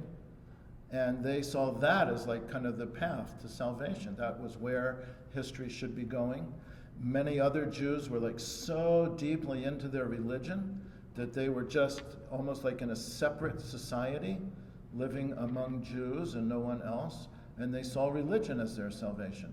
And very few people thought of Zionism, in other words, uproot ourselves, go somewhere else, and create our own country as like the way to go. Let's see what else do I need to say to make it really clear how, so Zionism and Judaism are two very, very different things. When I was growing up, embracing the state of Israel was not a thing that many people did. It was kind of a sectarian thing, like some people were into that. When I say people, I mean Jewish people that I lived among.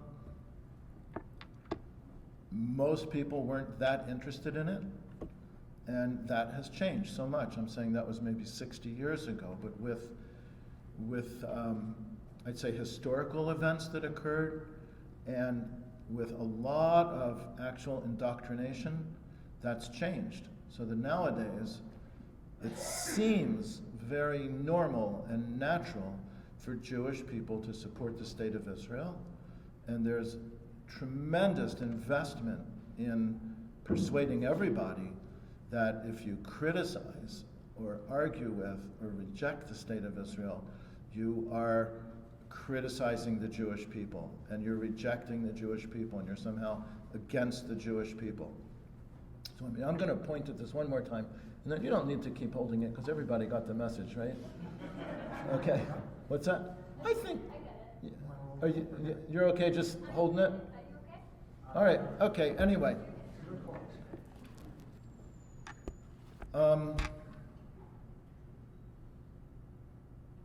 Yeah. Okay. I think I've probably said enough. If you want to ask more about that, we can ask later. But there's a tremendous investment in persuading everybody, persuading Jews and persuading others, that they say it, that Israel stands for the Jewish people, that all Jewish people are somehow part of it, so that just a few years ago, the government in Israel, with Netanyahu as its leader, passed a law that's called the nation-state law, that declares that the state of Israel is the nation-state of the Jewish people. Wherever we are, it's as if Israel is my nation-state that I belong to, even though I live here in Canada. And conversely, the 20 or 25% of the people who actually live there, who aren't Jewish, it's not really their country. They don't really belong there. The country, the establishment of the country and the government is not for them. They are kind of like a tolerated minority. As long as they're tolerated, in other words, as long as they stay in their place and they don't make trouble, they'll be allowed to live there. But it's not really their country. It's the nation state of the Jewish people. So these are developments in recent times, and it's done in a way that so many people just accept it. It's kind of shocking to me. Just hold on a second. Yeah. Just things run through my mind. I'm wondering, do I want to say it or not? Even what was it that I was thinking?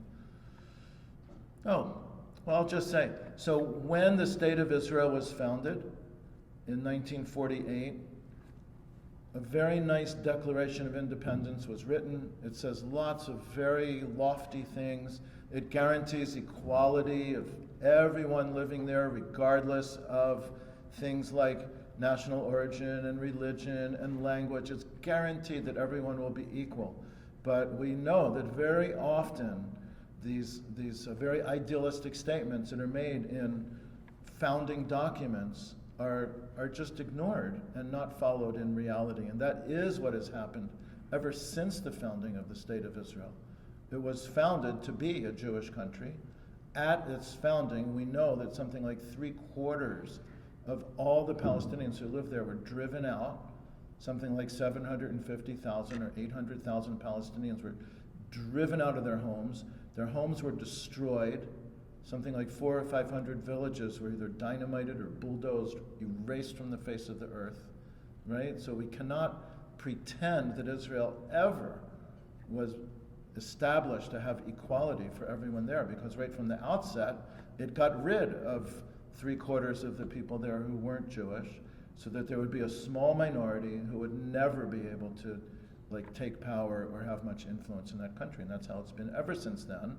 Something I didn't know until not very long ago, as I started learning more and more about real history, not the kind of romanticized fantasy history that I got indoctrinated with, is that from 1948 until 1967, all Palestinians in Israel lived under a military government.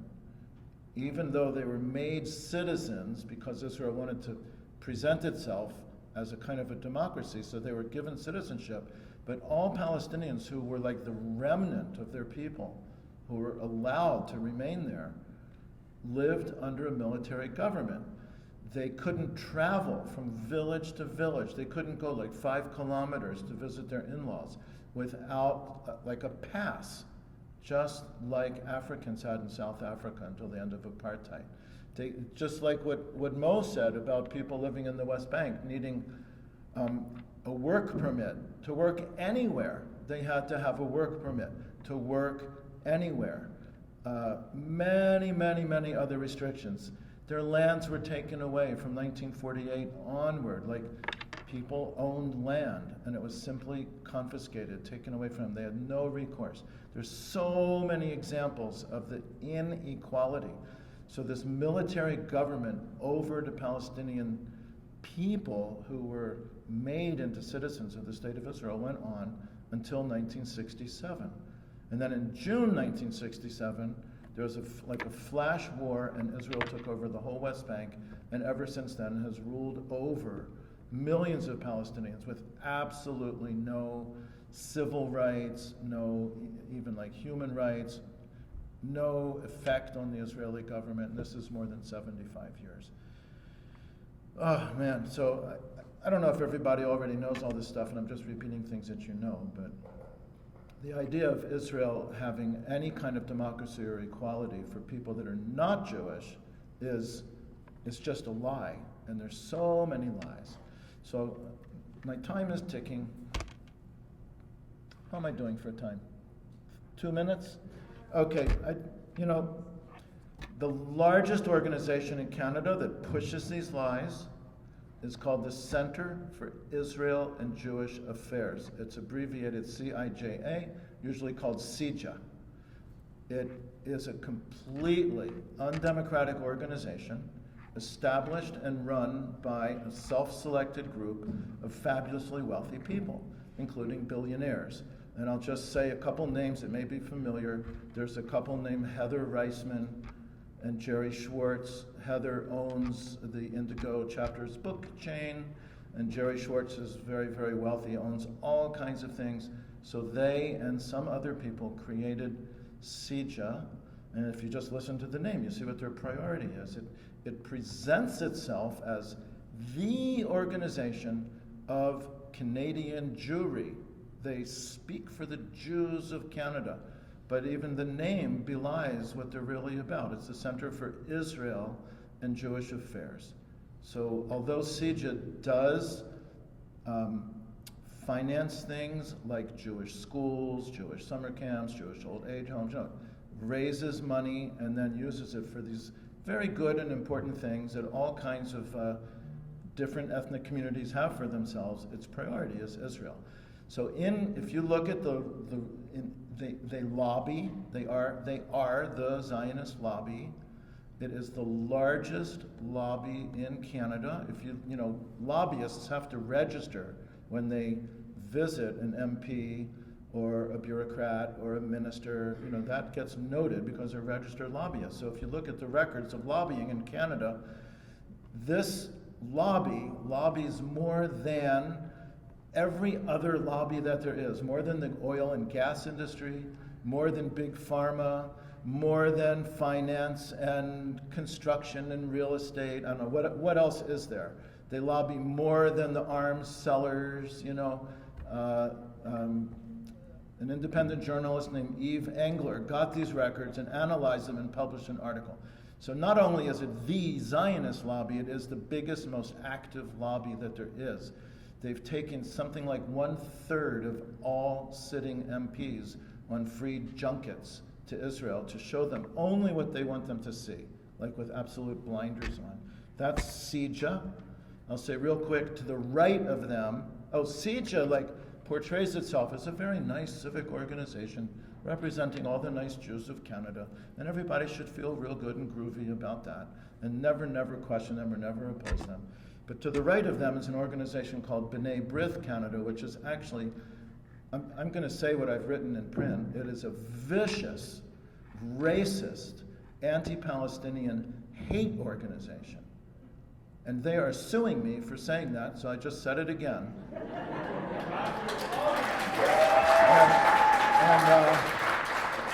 And actually, I have a good legal team that when it finally comes to trial, my defense in the trial is going to be truth.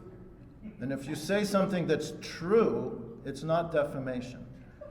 So if B'nai B'rith is foolish enough to let this get to trial, we're going to prove in court what I just said. It's a vicious, racist, anti-Palestinian hate organization, and the name is B'nai B'rith Canada. And I also just want to say it comes from very honorable roots. It was founded in the mid-1800s by Jewish immigrants. It was kind of a mutual aid organization, Jews kind of off the boat helping each other get established. And then the next generation did nice things for each other. But since the founding of the State of Israel, and especially the last maybe 20 or 30 years, it's turned into what I just said. And then even to the right of that, and this will be the last one that I'm going to name, is called Friends of Simon Wiesenthal Center, that portrays itself as doing human rights education and educating people about hate in our society and genocide. But the only thing that they really talk about is basically the Jewish fragility. They don't admit to any genocide other than the Nazi Holocaust against the Jews. They don't talk about the other victims of the Nazis, and they deny other Holocausts. That's what they do. And they're in our school systems. Myself and others in Independent Jewish Voices are starting a campaign to get them out of our schools. They indoctrinate our police. They do police training. I'm going to quit soon. Simon Wiesenthal Center just tweeted last week thanking the government of Ontario for granting them $22,640 for a full day training that they're going to do with the Brantford police. So they're going to go to the Brantford police and train them about anti-Semitism.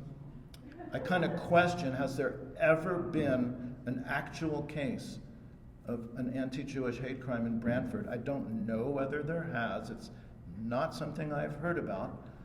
I do know about attacks on Muslims and attacks on mosques and so on, but our Ontario government just gave $22,640 to the Friends of the Simon Wiesenthal Center for a one-day training for the Brantford police force. And I'm from Hamilton. They're coming to Hamilton on February 7th. So we're starting a campaign to shut this down. I mean, first to shame them, to expose them, to oppose them, for what they really are, which is it's a really anti-Palestinian racist organization. And then also to get them away from our children and away from our police. Is that it? I have more things I want to say. Is that okay? Okay, I'm going to go kind of fast. So I want to talk really quickly about the weaponization of accusations of anti-Semitism. Is there anybody here that doesn't know what I'm talking about? Do I need to talk about this? Okay. So our organization, Independent Jewish Voices, in 2018 commissioned a poll done very objectively by a polling company called ECOS of attitudes of Canadian Jews. And it said in 2018, which now is more than 5 years ago, that 47% of Canadian Jews think that accusations of anti-Semitism are used unfairly to suppress criticism of Israel. So if half of the Jews in Canada think that, you're allowed to think it too. And it's okay to say that to other people. That was one thing I wanted to point out. I want to talk about, I think, two other terms and then maybe conclude with a big thought. The idea of indigeneity doesn't mean that your ancestors lived there 2,000 years ago and you haven't been there since. Indigeneity means basically the people that live on the land, they actually inhabit it, they work it, it's where they are, and some other people come in and push them out. That's what indigenous means. Like, Look it up. You're here in a university, talk to a professor of anthropology or sociology or something. So this is a term that it's like come up in the last few years. It's like a very false argument is used by Zionists to try to legitimize a claim that I think is illegitimate. That it's totally factual to say that the Jews' ancestors lived there. Just read the Bible. There were kings, there were prophets, there were writers, poets, you know. Yeah, that did happen, but that was so long ago. And almost all Jews for the last 2,000 years have not lived there. And Judaism didn't develop there. And our great literature, let's say the Talmud, wasn't written there. Our great thinkers, Maimonides, etc.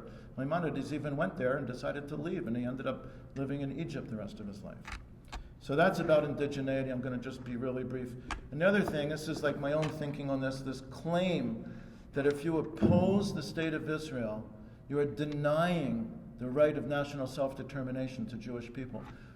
Where did we ever get this idea that nations have a right to self-determination? That is like Zionism that grew out of European nationalism in the late 19th century.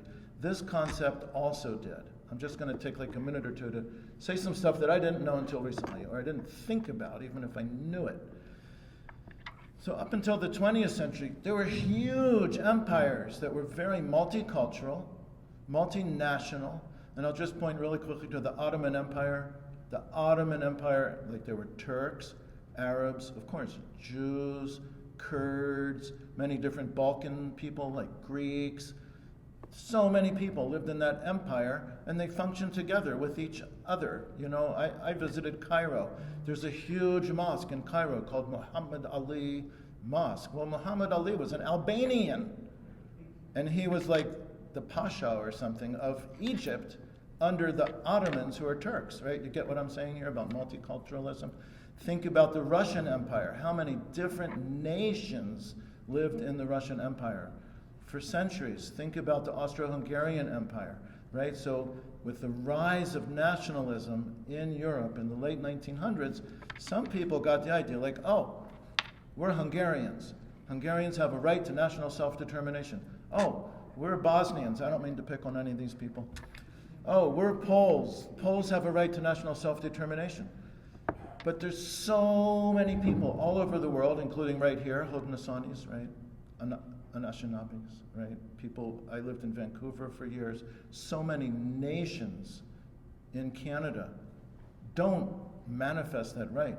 So many nations, I would say, in Africa, just think of Kenya, you know, Kikuyus, Luos, whatever. Almost every country has many different nations within it, right? So this idea that every nation has the right to national self-determination, and if you oppose the existence of the state of Israel as a Jewish state, then you're uniquely anti-Semitic because you're denying the Jews this right that everyone else in the whole world has. That is just a total lie, and I just want to encourage you to like fight it, argue back against it, say, no, it doesn't work that way, that's not true. And maybe the last thing I have to say is someone just said to me yesterday, a friend who's not Jewish but shares my politics said she can't really talk about this because she's not Jewish. And I just said to her, like, if there was any other genocide going on, would you say you can't talk about it because you're not part of the people that are being accused of perpetrating it? You know, I don't know history all that well, but I'll just make up stuff and hopefully you'll know what I mean. I mean, during the course of my lifetime, there's been a lot of genocides, but like, let's say when, I don't know, I'll just pick one. You know what was going on may still be going on in Darfur. Well, would she have not spoken up about Darfur because she's not Sudanese? So I want to say to everybody, don't fall for that. Like, you have every right to talk about this, and you really should, and you should push it. And I'll just put in a pitch for a couple things. Our organization is Independent Jewish Voices. We have a website with lots of good information on it. I brought lawn signs that you might see one of them fell down there. I brought them so that you'll take them and I don't have to take any home. They're on the table over there. Putting that sign in your lawn, hold on.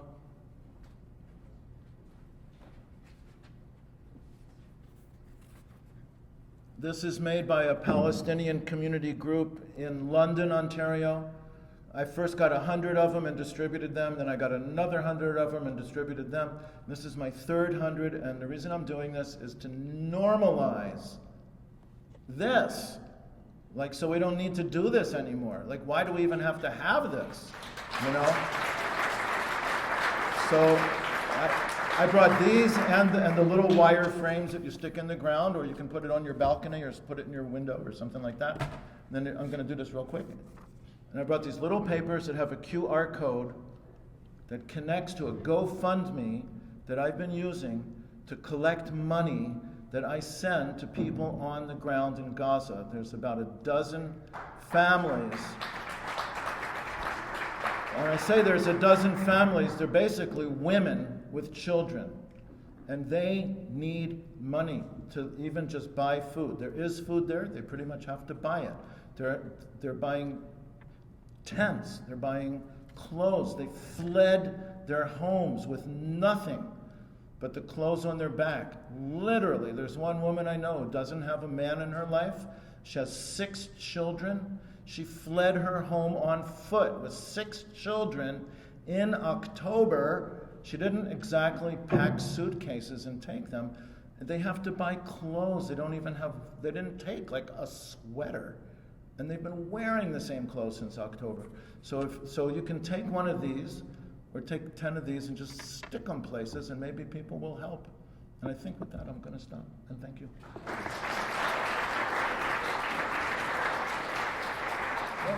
All right. Yeah. Okay, thank you so much.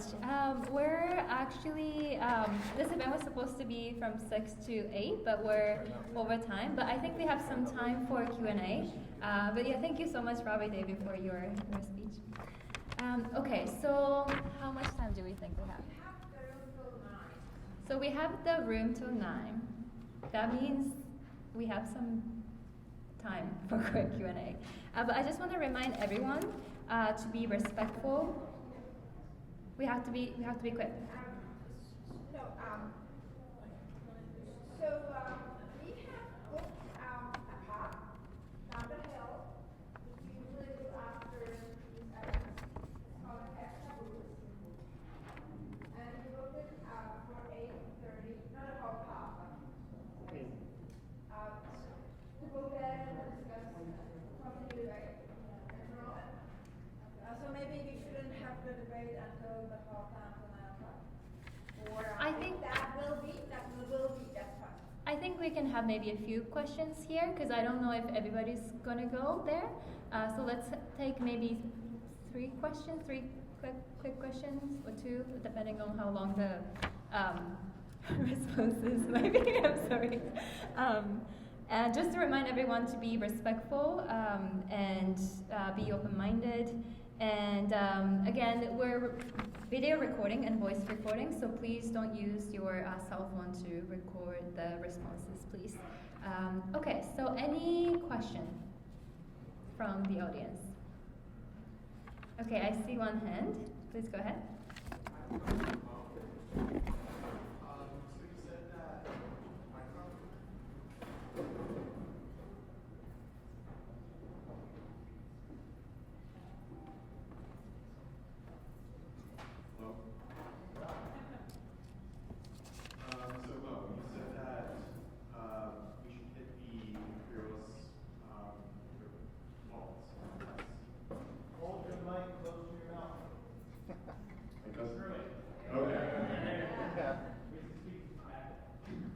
So you said that we should put the Imperials in their wallets. That's right?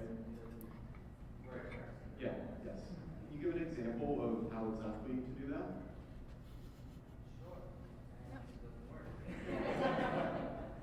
So I don't need to project it. Sure. Cool. I mean, one example is actually targeting the one on that.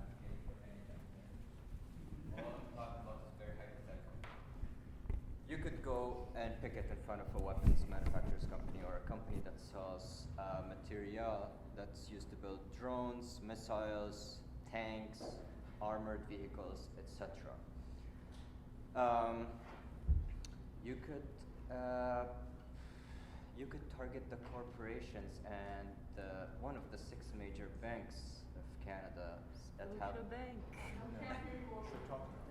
Scotiabank, everyone. Okay, this works. So you could target one of the major banks of Canada that has investments in the Israeli or the Zionist project's occupation, etc. You could target one of the companies that sells or that sponsors anything that's particularly invested in the state of Israel. I did want to use the example of Puma, but I think Puma recently we won it because they no longer sponsor the Israeli football team, right? Talk about Chapters Indigo. Chapters Indigo. You could target. Chapters Indigo. We could absolutely target. I just think Chapters Indigo has to become a major campaign across Canada. Obviously, we spoke about Heather Reisman and her involvement in the Lone Soldier campaign, which basically recruits people from Canada into the Israeli armed forces, right? The Israeli army and the Israeli armed forces and the Israeli military is the only military, for some reason, that's allowed to recruit on Canadian soil, right? I just gave you 3 examples, but there are more. Look into your pension funds. Labor for Palestine just released a comprehensive article that talked about Canadian pension plans. Look at what they're invested in. A lot of them, at least to the tune of $1.6 billion, have been invested in U.S. equity that is directly related to Israeli occupation and Israeli settler colonialism. How you target them is going to be the interesting question, and that's a question that's up to the organizations that will carry the work. I'm being very honest here. I don't think a petition makes a goddamn difference. I really don't. I don't want to look at an MP or an MPP. I don't even care for city councilors. You know, I'm just being honest. I think it's at the point where we actually have to blockade them. I think we get to the point where we actually block them from going into parliament. You know how much money it costs a city to hire overtime police officers when a rally is going on? It costs them hundreds of thousands of dollars extra out of their budget. There was an article that was released a few days ago. Every time we block streets, we actually cost them money. It's no longer just we're publicly outraged. No, we're actually going to take out of your budget. Look into what Brock University is invested in. I'm sure there's something there. I don't know, but I'm sure there's something. Thank you. Can I add something? Thank you, Mom. Oh, yeah, if there's any other speaker wants to add. A simple thing is go online and Google BDS. There's a website called bdsmovement.net, and BDS stands for boycott, divestment, and sanctions, and it's a very specific list of companies and products. It's right there. And that is something we can do, and it does happen. I'm just gonna add, in addition to like boycotting, again, political mobilization is really important because the way this settler colony works is through lobbying. If we have people that are pro-Palestine in regional council, in provincial government, they don't have anybody to lobby, and we have a voice. So we need to get people at all levels that are pro-Palestine so that the lobbying doesn't work anymore. Thank you. Anyone on the panel who wants to speak on this? I'll say one more thing. So earlier, we just mentioned Scotiabank. I think a great thing to do is if you have any money in Scotiabank, withdraw it and put it into a credit union and let them know why you did that. Just leave it at that. Thank you. In Niagara, there's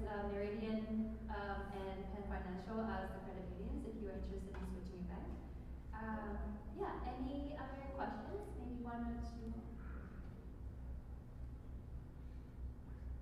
Thank you for the good event tonight. Just for Rabbi David, I like your presentation, but you didn't cover the history of anti-Semitism. Can you just give us a brief history of how and why it was happening? What?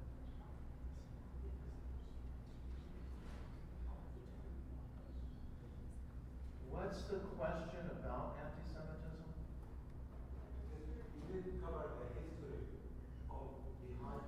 Whoa, okay, so the question is, what's the history behind anti-Semitism? So of course there are entire university courses. You could get a PhD in the history of anti-Semitism. But I'll be really brief. What I think may be useful here is that I'll say one kind of anti-Semitism that's very historical is completely religiously based anti-Semitism. And anti-Semitism was kind of prevalent in Christian churches. And even today, that is quite the case. I just stumbled upon a website yesterday encouraging people to pray for the conversion of the Jews. And it was Christian, and they're raising funds to send missions to save the Jews. They may not see that as anti-Semitic because they want to save us from burning in hell forever.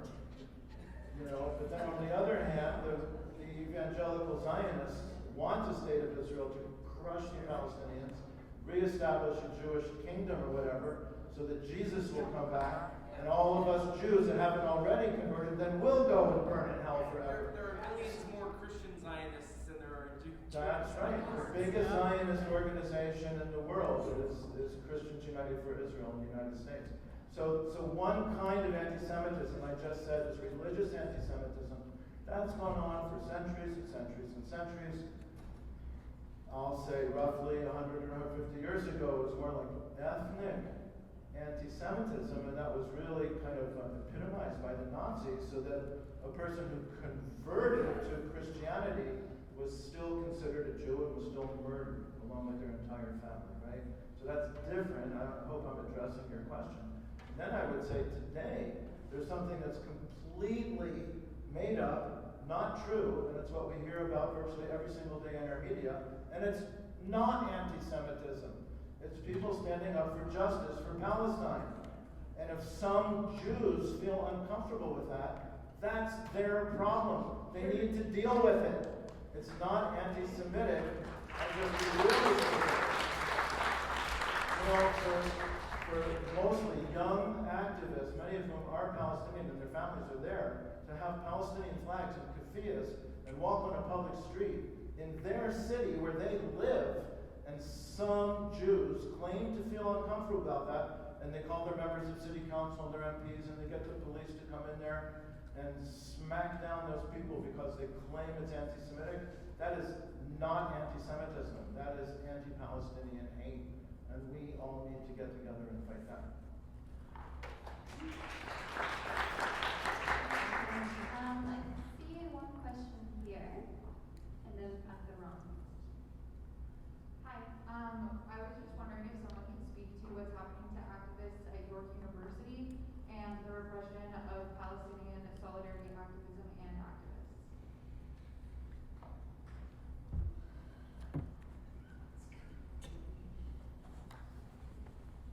I was hoping I would go through this event without talking about York University, but it's my alma mater, so.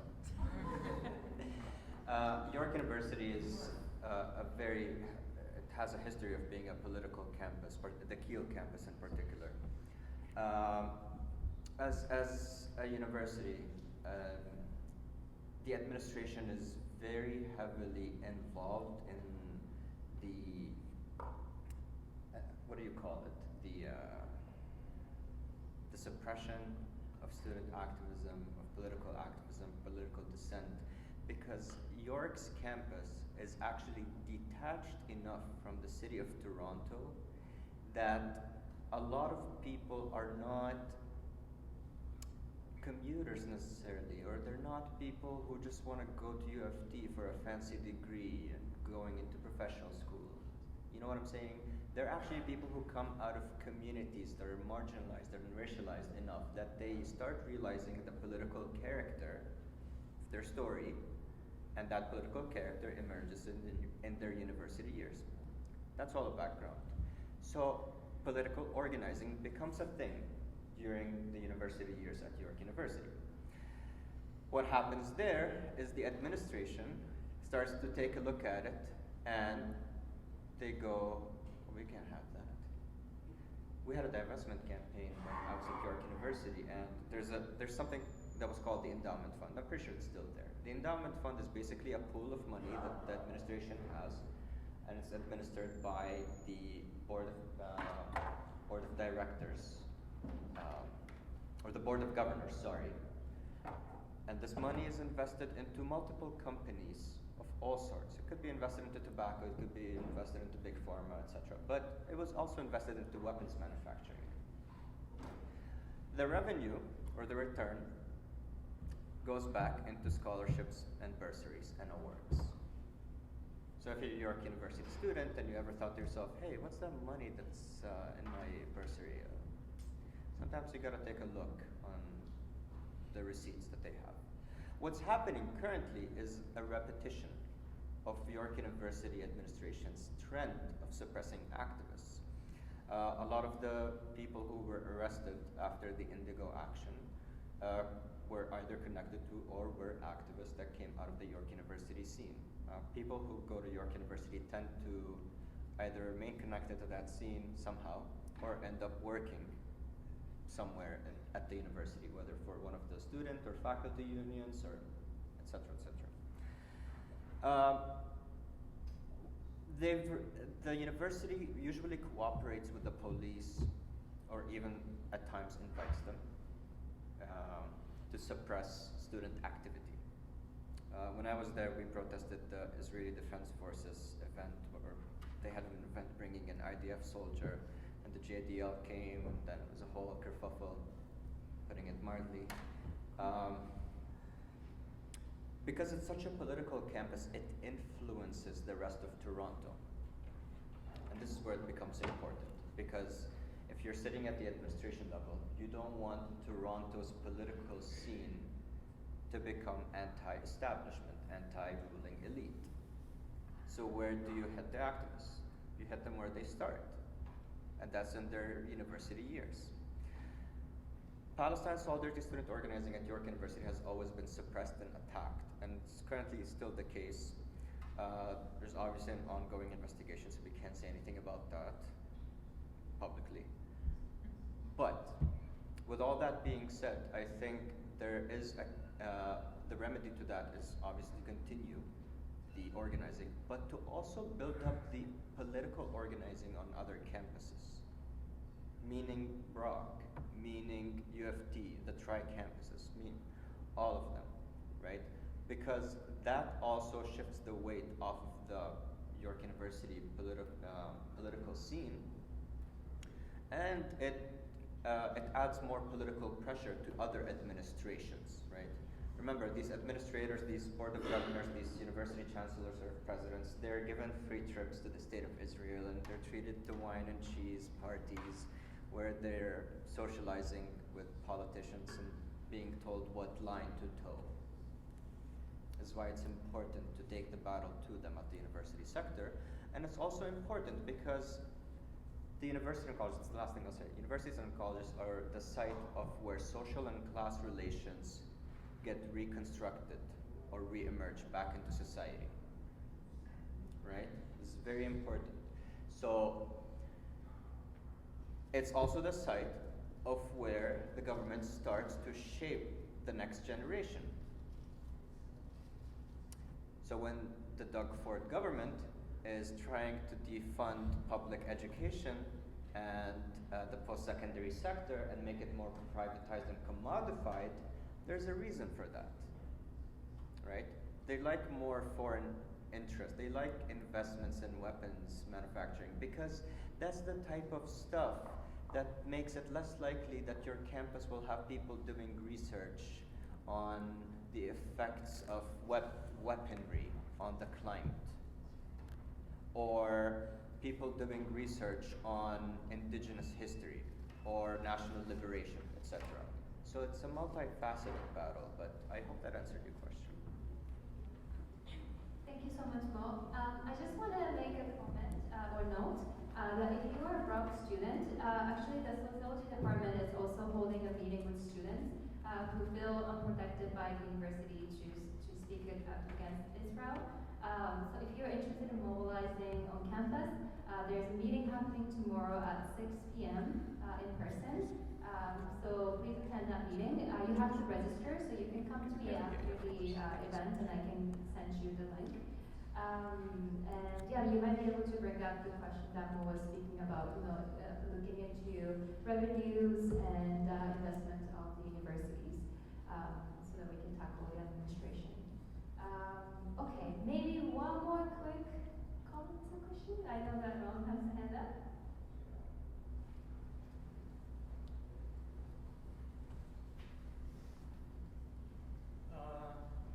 Ron Walker, I'm co-chair of the sponsor of this event, the Political Action International Solidarity Committee. 30 years ago, as a student activist on campus with the Brock PERG, we went and picketed outside L3B. This is just when it was going from producing cameras mostly for geographical surveys, transitioning into the military hardware. Okay? And I like what Simon said. We can demand that the Canadian government do something. This company sells these cameras. They sell these cameras to Turkey. Turkey puts them on the drones. Turkey gives the drones to Azerbaijan. And when there's a conflict between Armenians and Azerbaijanis, and these drones are used, guess what? Canada pulled that permit right away and stopped all the arms shipments to Turkey until they were satisfied with the use of those drones. So why can't they pull it and say, no, none of these drones going to Israel that are used in any way to kill Palestinians? The government can do it. It's done it in the past, and we should demand that Canada adhere to its signature of this position against the arms trade. If you can do it with Turkey, and of course, it's because there is a strong Armenian lobby in Canada, and there's votes. But there's a lot of Palestinians and supporters of Palestinians in Canada, and I think we should demand, Canadian government should stop the arms trade with Israel, because you can do it. They have the power to do it. So, Simon, what do you think? Okay. Yes.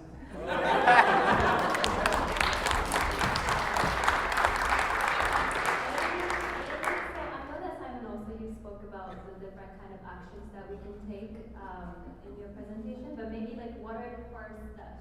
What can people do today? What can people start where? Yeah, I did mention resolutions in your unions and petitions that are already existing. I think it's important to know the political dynamics at play at the federal level. We got to pressure the federal government to introduce an arms embargo. There's a liberal government and a liberal caucus which is increasingly divided. And as a movement, we need to continue to drive a wedge right down the middle of that liberal caucus. And when you have members of parliament like Chris Biddle here in St. Catharines, who are vulnerable to challenges from the New Democratic Party in the next federal election, that's a prime target for a pressure campaign to move a liberal from an otherwise kind of pro-Israeli position to one in which they're reluctantly taking a stand for Palestinian human rights and calling for an arms embargo, even if it's just in the kind of liberal human rights framework of adhering to the Canada's legal obligations under the Arms Trade Treaty. So for you in St. Catharines, push and push and push. We push and push and push our local members of parliament until we move them from one side to the other. And we do that from riding to riding and riding across this country until we win an arms embargo on the state of Israel.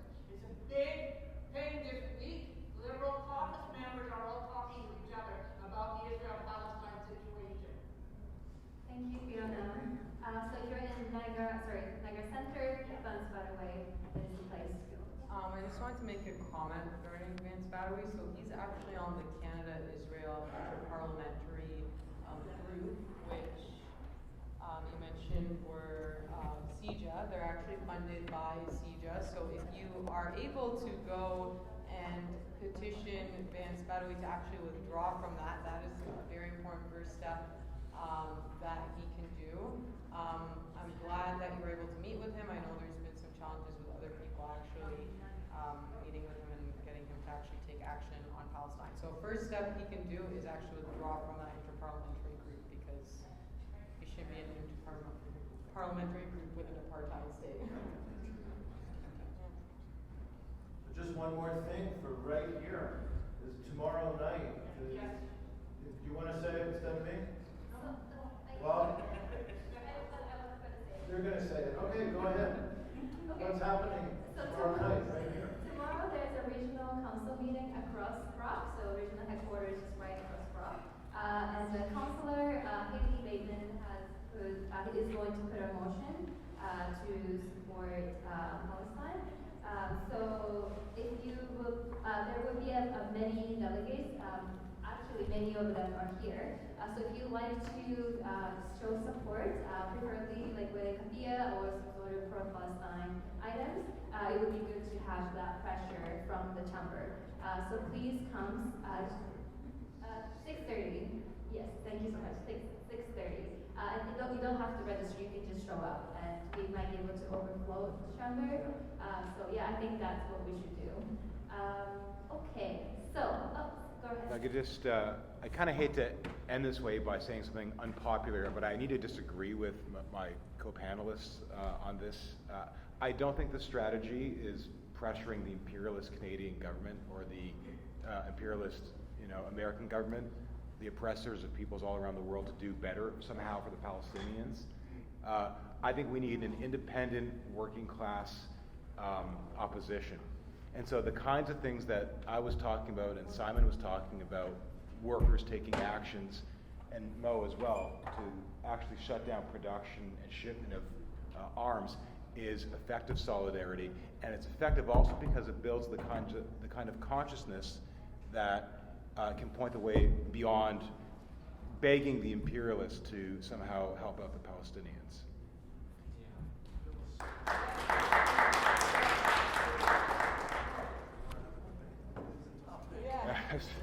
Well, at the bar, maybe. I'd like to say it's not an either or. I think we can do both. Yeah, I don't want to discourage anyone from going to delegate and show up. Yeah, we can do both. I think that's the same time. Yeah, I think this comes to an end of this event. Thank you so much. Thank you everyone for coming, and thank you for my co-organizers and our business organization,